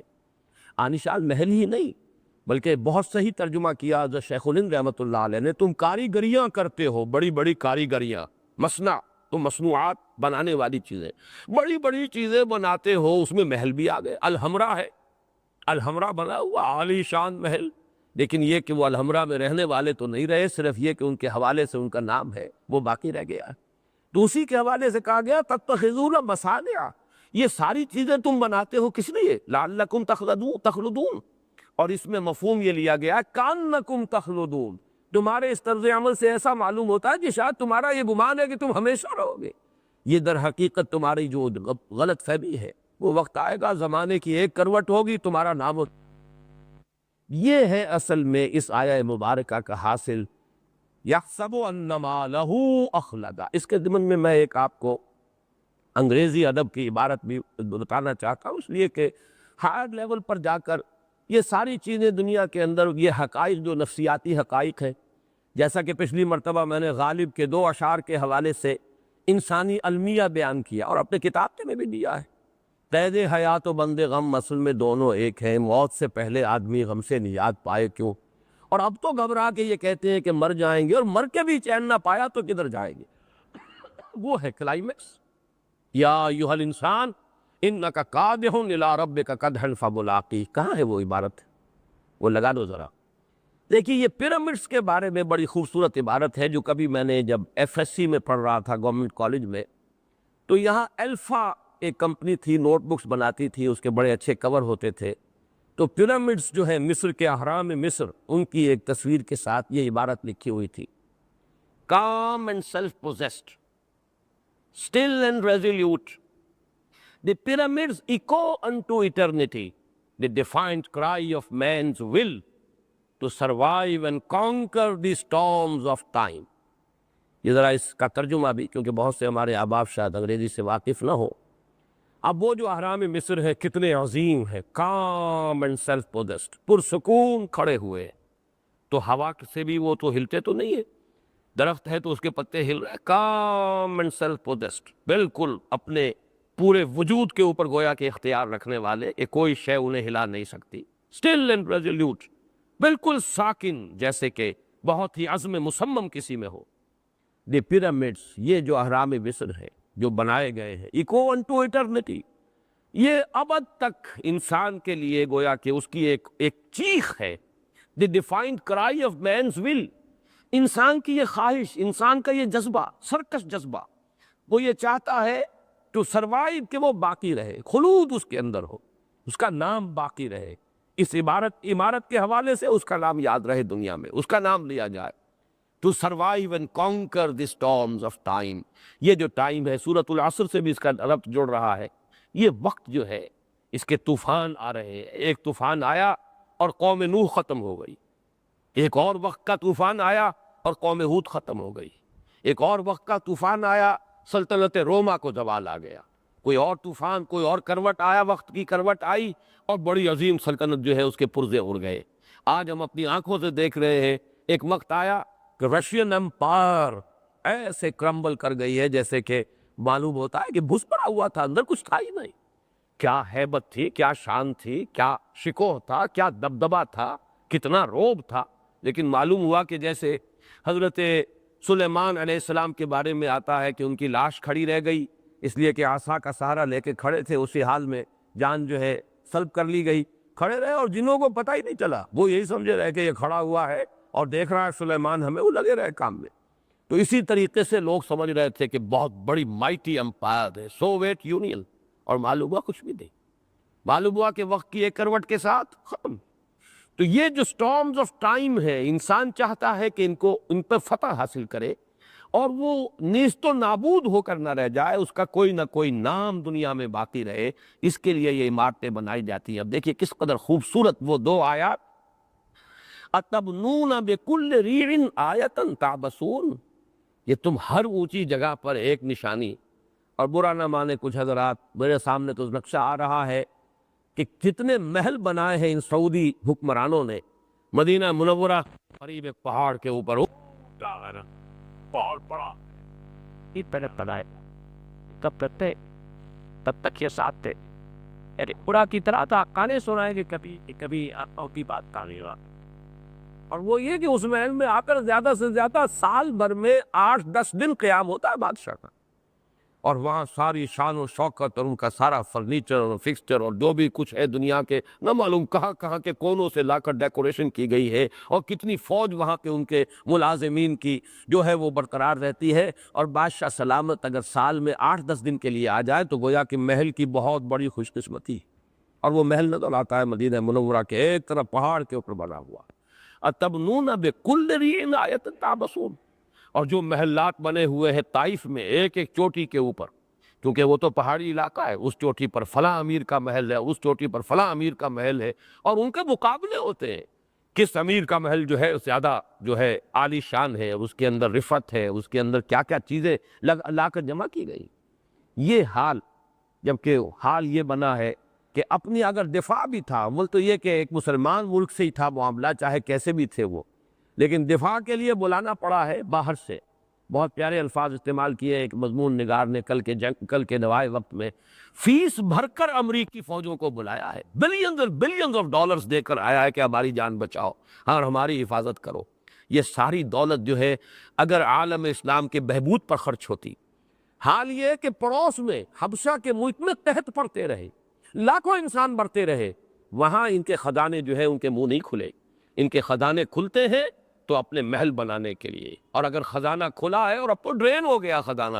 وہ کھلا ہے تو اس لیے کہ امریکی فوجوں کو بلاؤ اور ان کا سارا بل جو ہے وہ ادا کرو اپنی بادشاہت کے تحت اس کے۔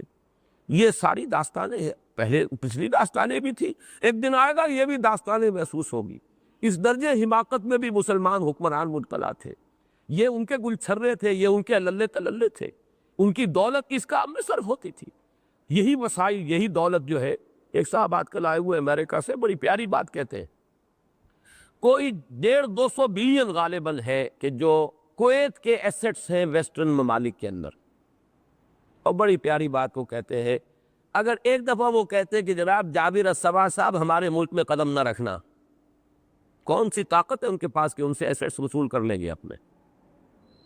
شہنشاہ ایران جب بھاگا تھا 42 بلین لے کر گیا ہے،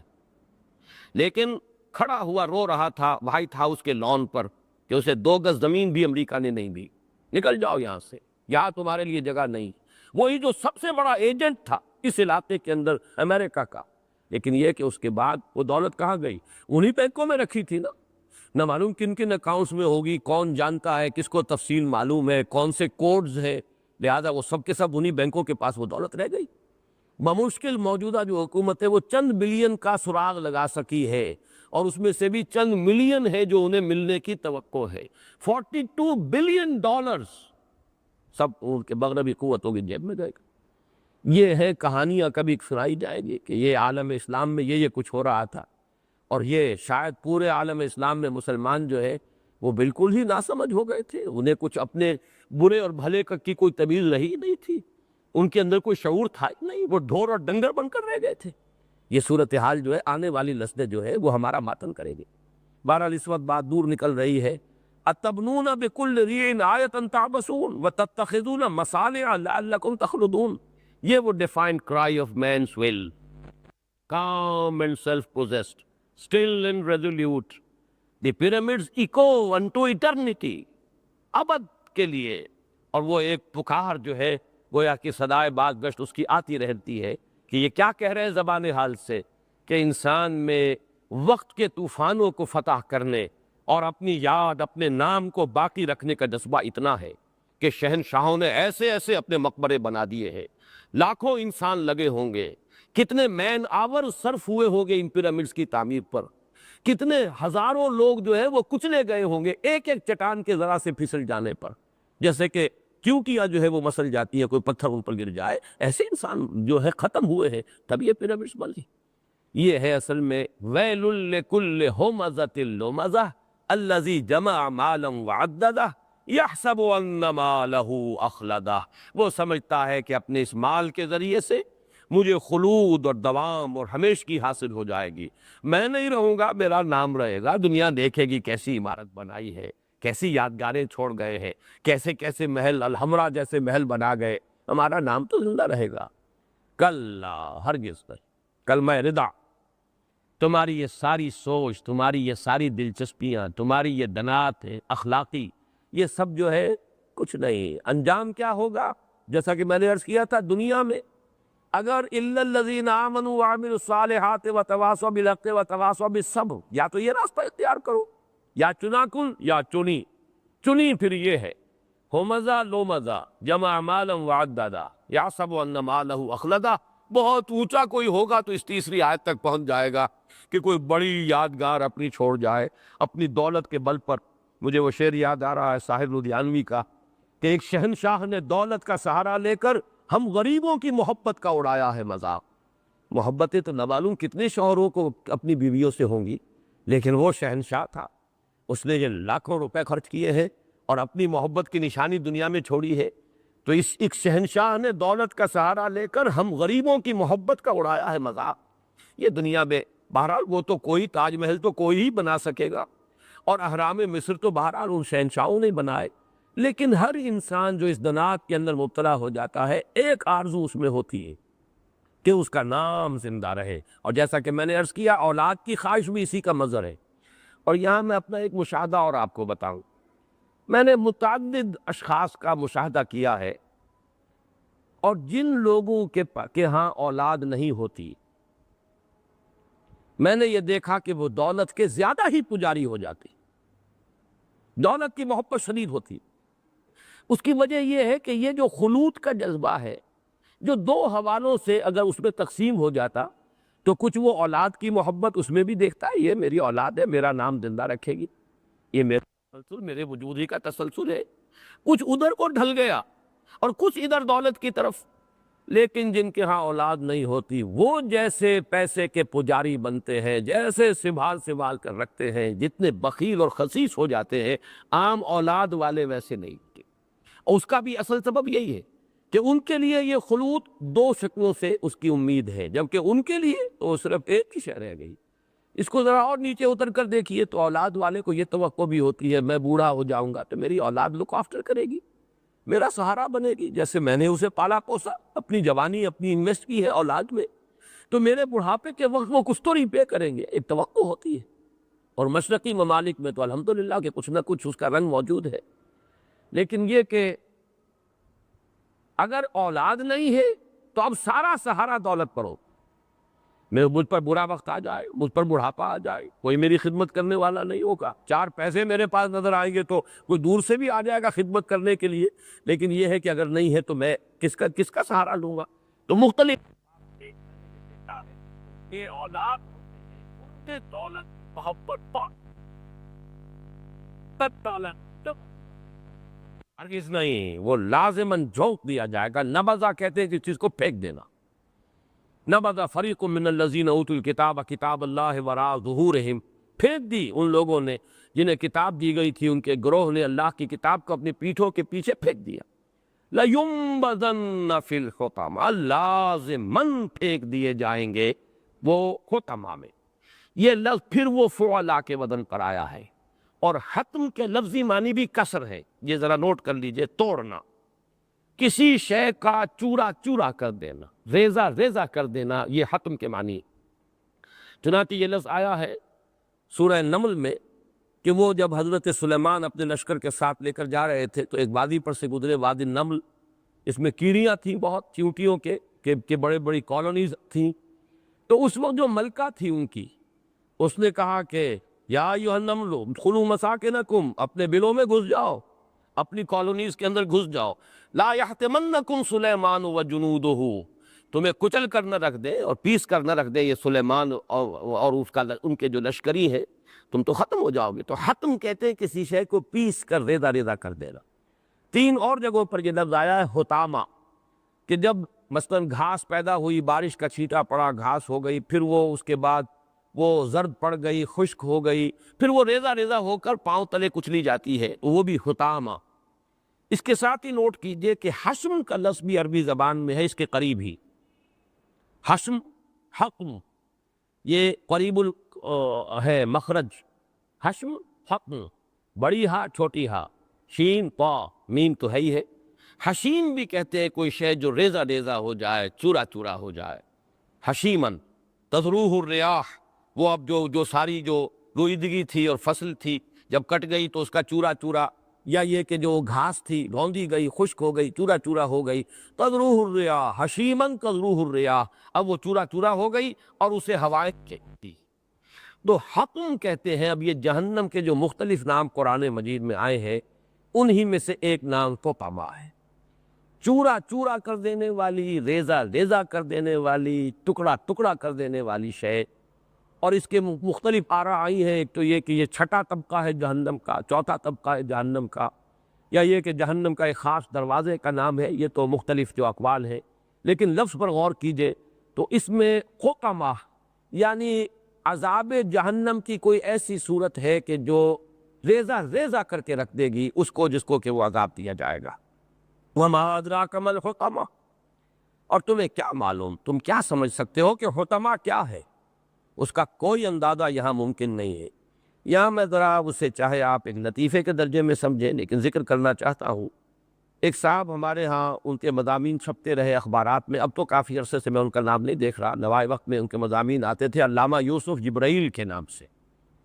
اور ایک مرتبہ ملاقات بھی ہوئی ہے۔ وہ ایکس آرمی مین تھے، ویسے تو یہ کہ وہ جو کمیشنڈ آفیسرز میں سے نہیں تھے، نان کمیشن لوگوں میں سے، کافی عرصے یورپ وغیرہ میں رہے دوسری جنگ عظیم کے دوران، تو کچھ انہوں نے، یا پہلی جنگ عظیم میں شاید، میں یقین کے ساتھ نہیں کہہ سکتا،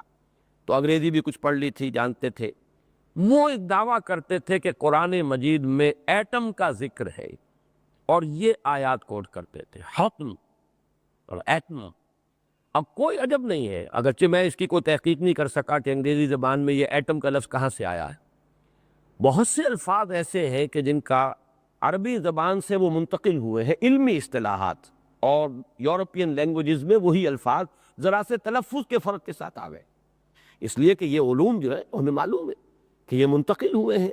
یہ اسپین کی یونیورسٹیوں سے یہ علوم منتقل ہوئے۔ کیمسٹری، کیمیا عربی کا لفظ تھا، الجبر والمقابلہ عربی کا لفظ تھا، ارض ہے، یہ ارض زمین، ارتھ، وہ زمین کو انگریزی کے اندر وہ لفظ بن گیا ہے۔ مرر کہتے ہیں شیشہ، آئینہ، اور مرر انگریزی کا آئینہ، شیشہ۔ تو یہ کوئی عجب نہیں ہے، لیکن یہ کہ میں اس کی تحقیق نہیں کر سکا، لیکن وہ اس کا ذکر کیا کرتے تھے، اس سے ایک مناسبت آگے ہے ذرا، اس لیے کہ اس حطمہ کی آگ کا ایک خاص وصف آ رہا ہے۔ وہ کیا ہے حطمہ؟ نار اللہ الموقدہ۔ اب نار اللہ، اللہ کی آگ، اللہ کی بھڑکائی ہوئی آگ۔ ویسے تو آگ تو ایک ہماری آگ بھی ہے، ظاہر بات ہے کہ جو ہم چولہے میں جلا لیتے تھے وہ بھی آگ ہوتی تھی، یا یہ کہ اب اوونز کے اندر ہے وہ بھی ایک خاص قسم کی آگ ہے جو نظر بھی نہیں آتی۔ سٹیل فرنسز کے اندر جو آگ ہے اس کا ہم تصور نہیں کر سکتے۔ جہنم کی آگ کیا ہوگی، اس کی انٹینسٹی کیا ہوگی، اس کا کوئی تصور ہمارے لیے ممکن نہیں۔ لیکن ان سب سے اوپر جس کی کہ نسبت خاص اللہ کی ذات کی طرف کی گئی، نار اللہ، اللہ کی بھڑکائی ہوئی آگ، معلوم ہوتا ہے کہ وہ ان آگوں میں سب سے جو چوٹی کی آگ ہے، کوئی وہ بہت ہی سب سے زیادہ جو کہا جائے شدت کی آگ ہے۔ نار اللہ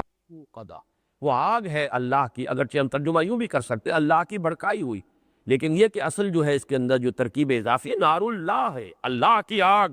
الموقدہ، جو بھڑکائی گئی ہے، جلائی گئی ہے، روشن کی گئی ہے۔ التی تطلع علی الافئدہ، یہ تعبیر آپ کو قرآن مجید میں کہیں اور نہیں ملے گی، جو جا چڑھے گی دلوں کے اوپر۔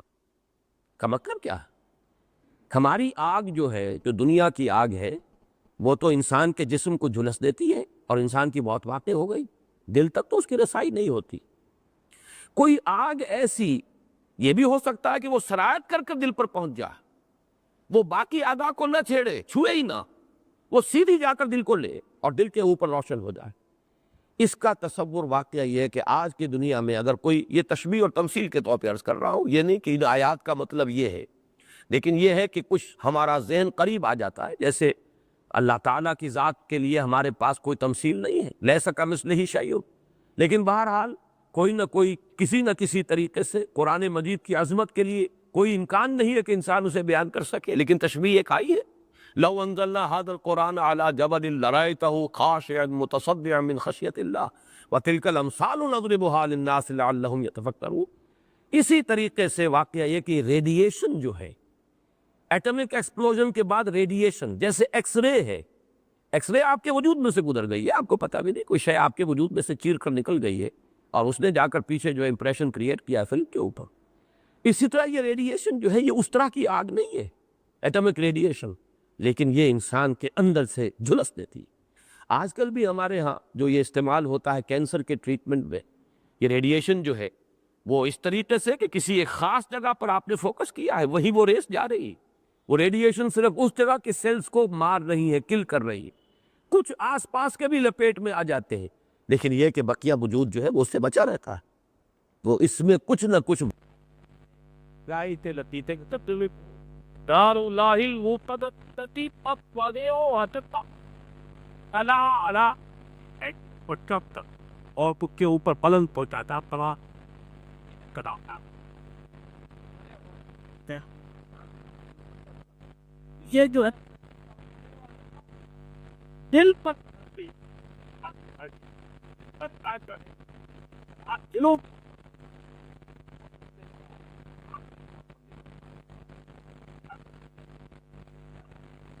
عرب کے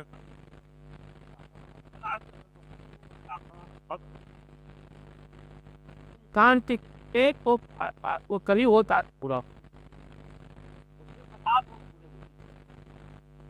آپ تک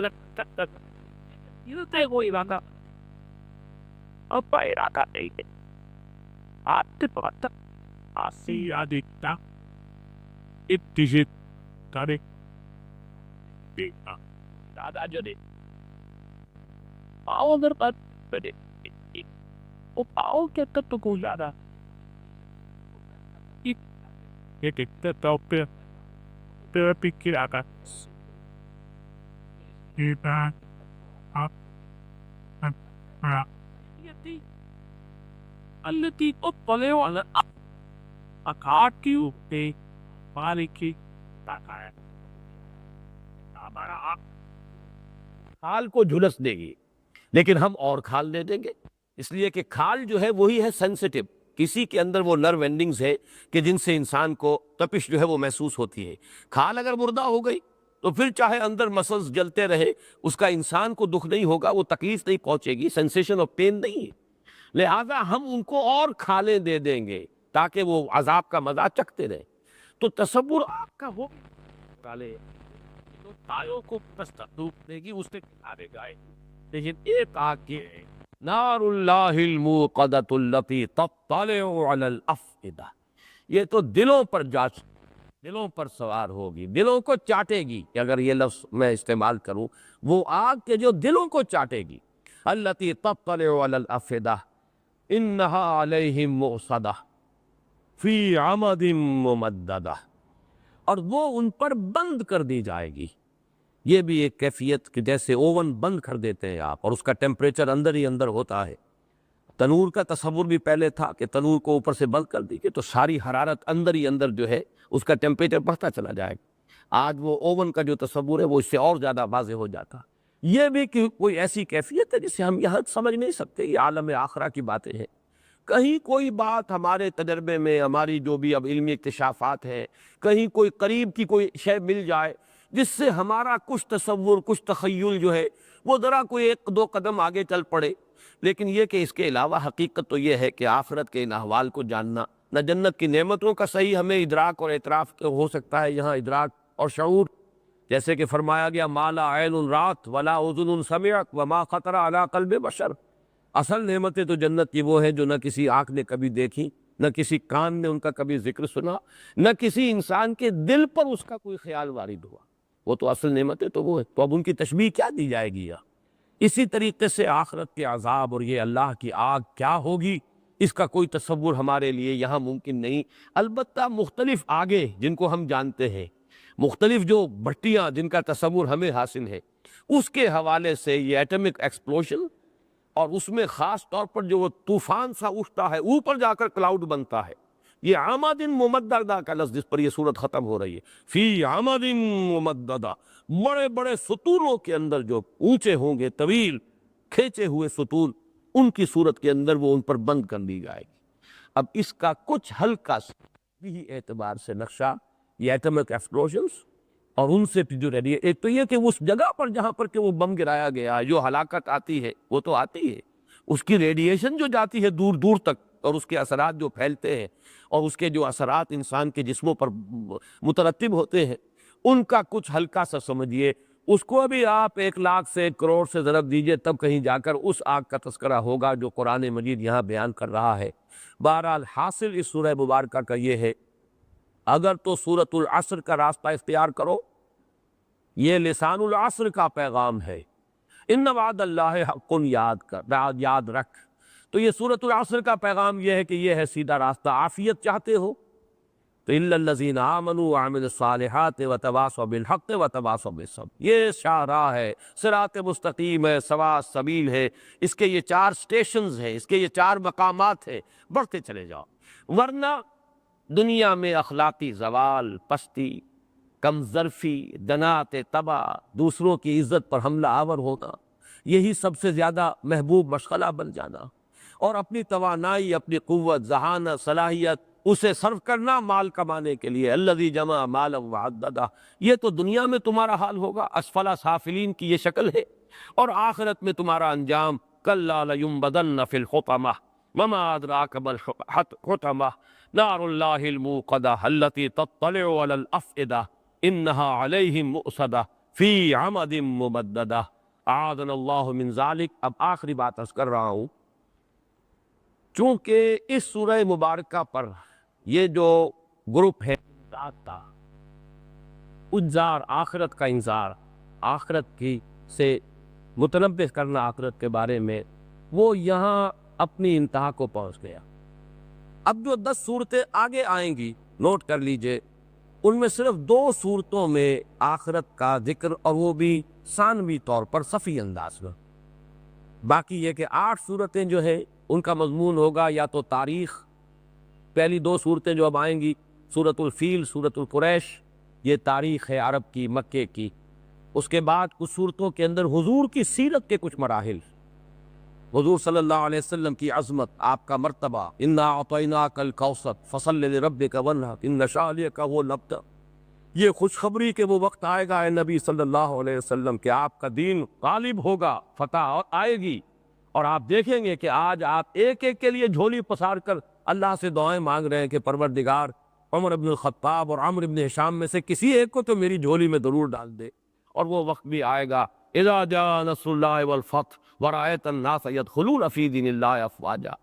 پھر یہ کہ ایک شخصیت تھی حضور کے مخالفین میں سے، ابو لہب کی، اس پر ایک صورت آئے گی، معوذتین، سورہ اخلاص، وہ تو خزانہ ہے توحید کا۔ تو یہ جو 10 صورتیں آ رہی ہیں، ان میں سے آپ کہہ سکتے ہیں کہ سورہ لہب میں وہ جہنم کا تذکرہ موجود ہے،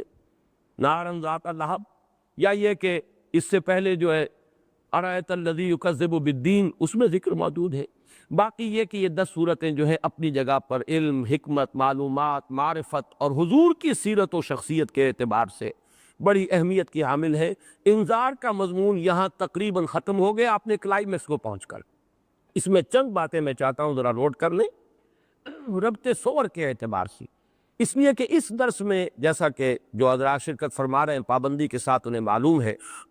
میں نے سب سے زیادہ زور دیا ہے ان صورتوں کا آپس کا ربط کیا ہے۔ پہلی بات تو ذہن میں تازہ کر لیں کہ میں نے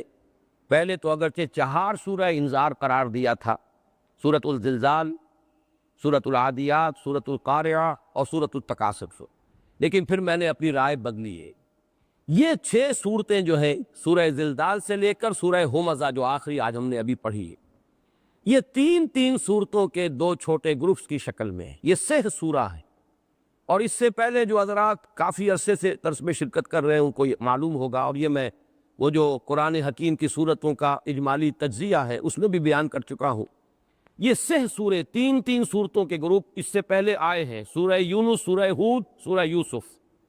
ان میں سے دو صورتیں آپس میں جوڑے کی شکل میں ہیں، یونس اور ہود، اور سورہ یوسف بالکل منفرد مزاج کی صورت ہے۔ سورہ رعد، سورہ ابراہیم آپس میں جوڑے کی شکل میں، سورہ ہجر بالکل منفرد صورت ہے، اس کا مزاج اکیلا ہے، تنہا۔ اسی طریقے سے سورہ نحل منفرد مزاج کی صورت، اور سورہ بنی اسرائیل اور سورہ کہف نہایت حسین جوڑا ہے۔ اسی طرح ان صورتوں کے اندر بھی تین صورتیں پہلی اور تین صورتیں یہ آخری، ان کے مابین جو ربط ہے اسے ذرا سمجھ لیجیے۔ یہ جو سہ سورہ ہم نے آج ختم کیا ہے، اس میں ذرا نوٹ کیجئے سورۃ التکاثر کا مضمون کیا ہے۔ یہ مال و دولت دنیا، یہ مال کے الفاظ مستعار میں نے لیے ہیں، اور ان کی بہتات کی طلب تمہیں غافل کیے رکھتی ہے، حقائق کی طرح متوجہ ہونے ہی نہیں دیتی۔ بہتات کی طلب، حتیٰ زرتم المقابر، یہاں تک کہ تم قبروں تک پہنچ گئے۔ جب قبروں تک پہنچو گے تب تو حقیقت معلوم ہو جائے گی۔ کلا سوف تعلمون ثم کلا سوف تعلمون۔ لیکن دنیا میں یہ تکاثر اور بہتات کی طلب اور اس میں ایک دوسرے سے آگے نکلنے کا جذبہ تمہاری آنکھیں کھلنے نہیں دیتا۔ یہ سورہ تکاثر کا مضمون ہے۔ سورۃ العصر، والعصر ان الانسان لفی خسر، یہ چونکانے کا انداز، جگانے کا انداز، ہوش میں آؤ، یہ زمانہ پکار پکار کر منادی کر رہا ہے۔ غافل تجھے گھڑیال یہ دیتا ہے منادی، گردوں میں نے گھڑی عمر کی ایک اور گھٹا دی۔ ہوش میں آؤ، اور یہ صراط مستقیم، ایمان، عمل صالح، تواصی بالحق، تواصی بالصبر، تاکہ وہ خسران ابدی سے نجات پا سکے۔ سورۃ الہمزہ، اگر نہیں کرو گے تو اس پستی کے مکین رہو گے۔ شوخ و گستاخ، یہ پستی کے مکین کیسے ہیں؟ دنات تبع، دوسروں کی عزتوں سے کھیلنا، دوسروں پر حملہ آور ہونا، یہ تمہارا محبوب مشغلہ ہو جائے گا۔ اور پھر یہ کہ مال کی بہتات، وہی جو سورہ تکاثر سے بات شروع ہوئی تھی، الذی جمع مالا وعددہ، یہ تمہاری سعی و جہد کا منتہا مقصود ہوگا، اور آخرت میں دوزخ، حطمہ، چورا چورا کر دینے والی شی۔ اس سے سورہ تکاثر اور سورہ ہمزہ کے اندر جو آپس میں نسبت ہے، سورۃ العصر میں نے عرض کیا تھا کہ جیسے نگینہ جڑا ہوا ہو، دونوں طرف انگوٹھی جو ہے اس کے دونوں سائیڈز ہے، یا ہار ہے بہت خوبصورت، اس میں اور پھول لگے ہوئے، لیکن نیچے جو ہے وہ ایک کوئی بہت بڑا ہیرا ہے، کوہ نور فرض کیجئے کہ وہ وہاں پر موجود ہے، ٹکا ہوا ہے۔ تو سورۃ العصر ان کے مابین ہے۔ اصل اختین یا زوجین کی نسبت جو ہے، دو بہنیں، یا یہ نسبت زوجیت، یہ سورۃ التکاثر اور سورۃ الہمزہ کے اندر موجود ہے۔ اس میں جو چیزیں مشابہت کی ہیں، جیسا کہ میں نے ہمیشہ نوٹ کرایا کہ نسبت زوجیت میں مشابہت بھی ہوگی، اور کسی اعتبار سے ایک دوسرے سے ریسیپروکل نسبت بھی ہوگی۔ اب دیکھیے سورہ تکاثر میں آیا الہاکم التکاثر، اور سورہ ہمزہ میں آیا الذی جمع مالا وعددہ۔ تکاثر، بہتات کی طلب، اور یہاں مضمون آ گیا جس نے مال جمع کیا اور گنتا رہا۔ سورہ تکاثر میں آیا لَتَرَوُنَّ الْجَحِيمَ ثُمَّ لَتَرَوُنَّهَا عَيْنَ الْيَقِينِ، جہنم دیکھ کر رہو گے اور پھر اپنی آنکھوں سے دیکھو گے اسے۔ یہاں فرمایا گیا کَلَّا لَيُنبَذَنَّ فِي الْحُطَمَةِ وَمَا أَدْرَاكَ مَا الْحُطَمَةُ نَارُ اللَّهِ الْمُوقَدَةُ الَّتِي تَطَّلِعُ عَلَى الْأَفْئِدَةِ۔ سابقہ جو سورہ تھا، سورہ زلزال، سورہ عادیات اور سورہ قارعہ، وہ تین صورتیں، سورہ تکاثر اور سورۃ العصر کو درمیان میں سے بھول جائیے تو نگینہ ہے درمیانی۔ نسبت زوجیت سورہ تکاثر اور سورہ ہمزہ کے مابین ہے۔ ان میں دیکھیے مضامین کے مشابہت۔ سورہ زلزال میں لِيُرَوْا أَعْمَالَهُمْ، تمہارے تاکہ ان کو اعمال انہیں دکھا دیے جائیں۔ سورہ تکاثر پہ یہ مضمون آیا کَلَّا سَوْفَ تَعْلَمُونَ ثُمَّ کَلَّا سَوْفَ تَعْلَمُونَ، یقیناً تم دیکھ لو گے، تمہارے سامنے آ جائے گی ہر چیز، حقائق منکشف ہو جائیں گے۔ سورہ عادیات نے فرمایا ارتقا ہو رہا ہے ان ربہم بہم یومئذ لخبیر، یقیناً ان کا رب اس دن ان سے پوری طرح باخبر ہوگا، ان کی خبر لے لے گا، ان کے احوال جانچ لے گا۔ سورہ تکاثر میں یہی مضمون آیا ثم لتسألن یومئذ عن النعیم، پھر تم سے لازماً حساب لے لیا جائے گا، سوال کیا جائے گا اس نعمتوں کے بارے میں۔ سورہ قاریہ میں فرمایا فَأُمُّهُ حَاوِيَةٌ وَمَا أَدْرَاكَ مَا هِيَ نَارٌ حَامِيَةٌ، اور یہاں جیسا کہ ابھی ہم نے بار بار نوٹ کیا، سورہ ہمزہ میں مضمون آ گیا کلا لیمبذن فی الحطمہ وما ادراک ما الحطمہ نار اللہ الموقدہ التی تطلع علی الافئدہ۔ اب جیسا کہ میں عرض کر چکا ہوں، انذار کا مضمون اختتام کو پہنچا ان صورتوں پر سب سے گاڑھا۔ یہی وجہ ہے سورہ زلزال کو قرآن کے چوتھائی یا قرآن کا نصف قرار دیا گیا، سورہ تکاثر کو 1000 آیات کے مساوی قرار دیا گیا، گویا کہ قرآن مجید کا 1/6 بن جائے گا، 6000 آیات ہے تقریباً کچھ اوپر۔ یہ اسی لیے ان کے اندر وہ انذار جو ہے بہت ہی مؤثر انداز میں انذار ہے، کپ کپی طاری کر دینے والا۔ ذرا سا بھی انسان کو یہ گمان بھی ہو، میں کہتا ہوں کہ یہ اللہ کا کلام ہے جو میں پڑھ رہا ہوں، تو کہاں اٹھے گا؟ سورہ زلزال کو پڑھ کر، سورہ تکاثر کو پڑھ کر، سورہ قارعہ کو پڑھ کر، سورۃ العادیات کو پڑھ کر، سورہ ہمزہ کو پڑھ کر، اور آخری بات میرے نزدیک انذار اپنی انتہا کو پہنچا ہے سورۃ العصر میں۔ وہ جملہ میں سنا رہا ہوں آپ کو دوبارہ، اور اسی پر آج کا ہمارا بیان ختم ہوگا، جو امام رازی نے نہایت جامع جملہ کہا ہے، هذه الآیۃ فیہا وعید شدید۔ یہ آیت جو ہے ان الانسان لفی خسر الا الذین آمنوا وعملوا الصالحات وتواصوا بالحق وتواصوا بالصبر، اس میں بڑی شدید وعید ہے۔ کیوں؟ لأن اللہ تعالی حکم بالخسار علی جمیع الناس، اس لیے کہ اللہ نے تو تمام انسانوں کی بربادی، تباہی، ناکامی، خسران ابدی کا فیصلہ کر دیا۔ الا من کان آتیا بہذہ الاشیاء الاربعہ، سوائے ان لوگوں کے جو ان 4 شرطوں کو پورا کرے، وہی الایمان والعمل الصالح والتواصی بالحق والتواصی بالصبر۔ ایمان، عمل صالح، تواصی بالحق، تواصی بالصبر، کٹھن سے کٹھن مرحلہ ہے۔ باقی جگہ قرآن مجید میں ایمان کے ساتھ صرف عمل صالح، یہاں امر بالمعروف و نہی عن المنکر، حق کا اعلان، چاہے باطل کے پیشانی پر جو ہے سلوٹیں پڑ رہی ہو، باطل غضبناک ہو رہا ہو، آنکھوں میں آنکھیں ڈال کر حق کا اعلان کرنا، اور پھر سب خود بھی صبر کرنا، اور تواصی بالصبر، دوسروں کو بھی تلقین کرنا۔ تو معلوم یہ ہوا کہ یہ اسی لیے پھر آخری الفاظ امام راضی کے وَدَلَّ ذَلِكَ، اس سے رہنمائی ملی، اس سے ہمیں یہ سبق حاصل ہوا ان النجات معلقۃ بمجموع هذه الاشیاء، کہ نجات کا دار و مدار، انحصار ان 4 چیزوں کے مجموعے پر ہے۔ یہ ہے اصل انذار کا پہلو، کہ جس پر یہ گروپ جو ہے، میں سمجھتا ہوں کہ انذار کی آخری حد اور اس کی منطقی انتہا سورۃ العصر۔ اب انشاءاللہ اگلے ہفتے یہ نوٹ کر لیجئے اگلے ہفتے کے بارے میں، کہ جمعے کے روز تو میں یہاں نہیں ہوں گا، لیکن ہفتے کا درس انشاءاللہ ہوگا۔ میں جمعے کی شام ہی کو آ جاؤں گا، اور 2 صورتیں انشاءاللہ، اب جو تاریخ ہے عرب کی اس کے حوالے سے سورۃ الفیل اور سورۃ القریش، ان دونوں کا پس منظر ایک بنے گا، اور اس سے انشاءاللہ تعالیٰ ایک ہی نشست میں ہم دونوں صورتوں کا مطالعہ کر سکیں گے۔ بارک اللہ لی ولکم فی القرآن العظیم ونفعنی وإیاکم بالآیات والذکر الحکیم۔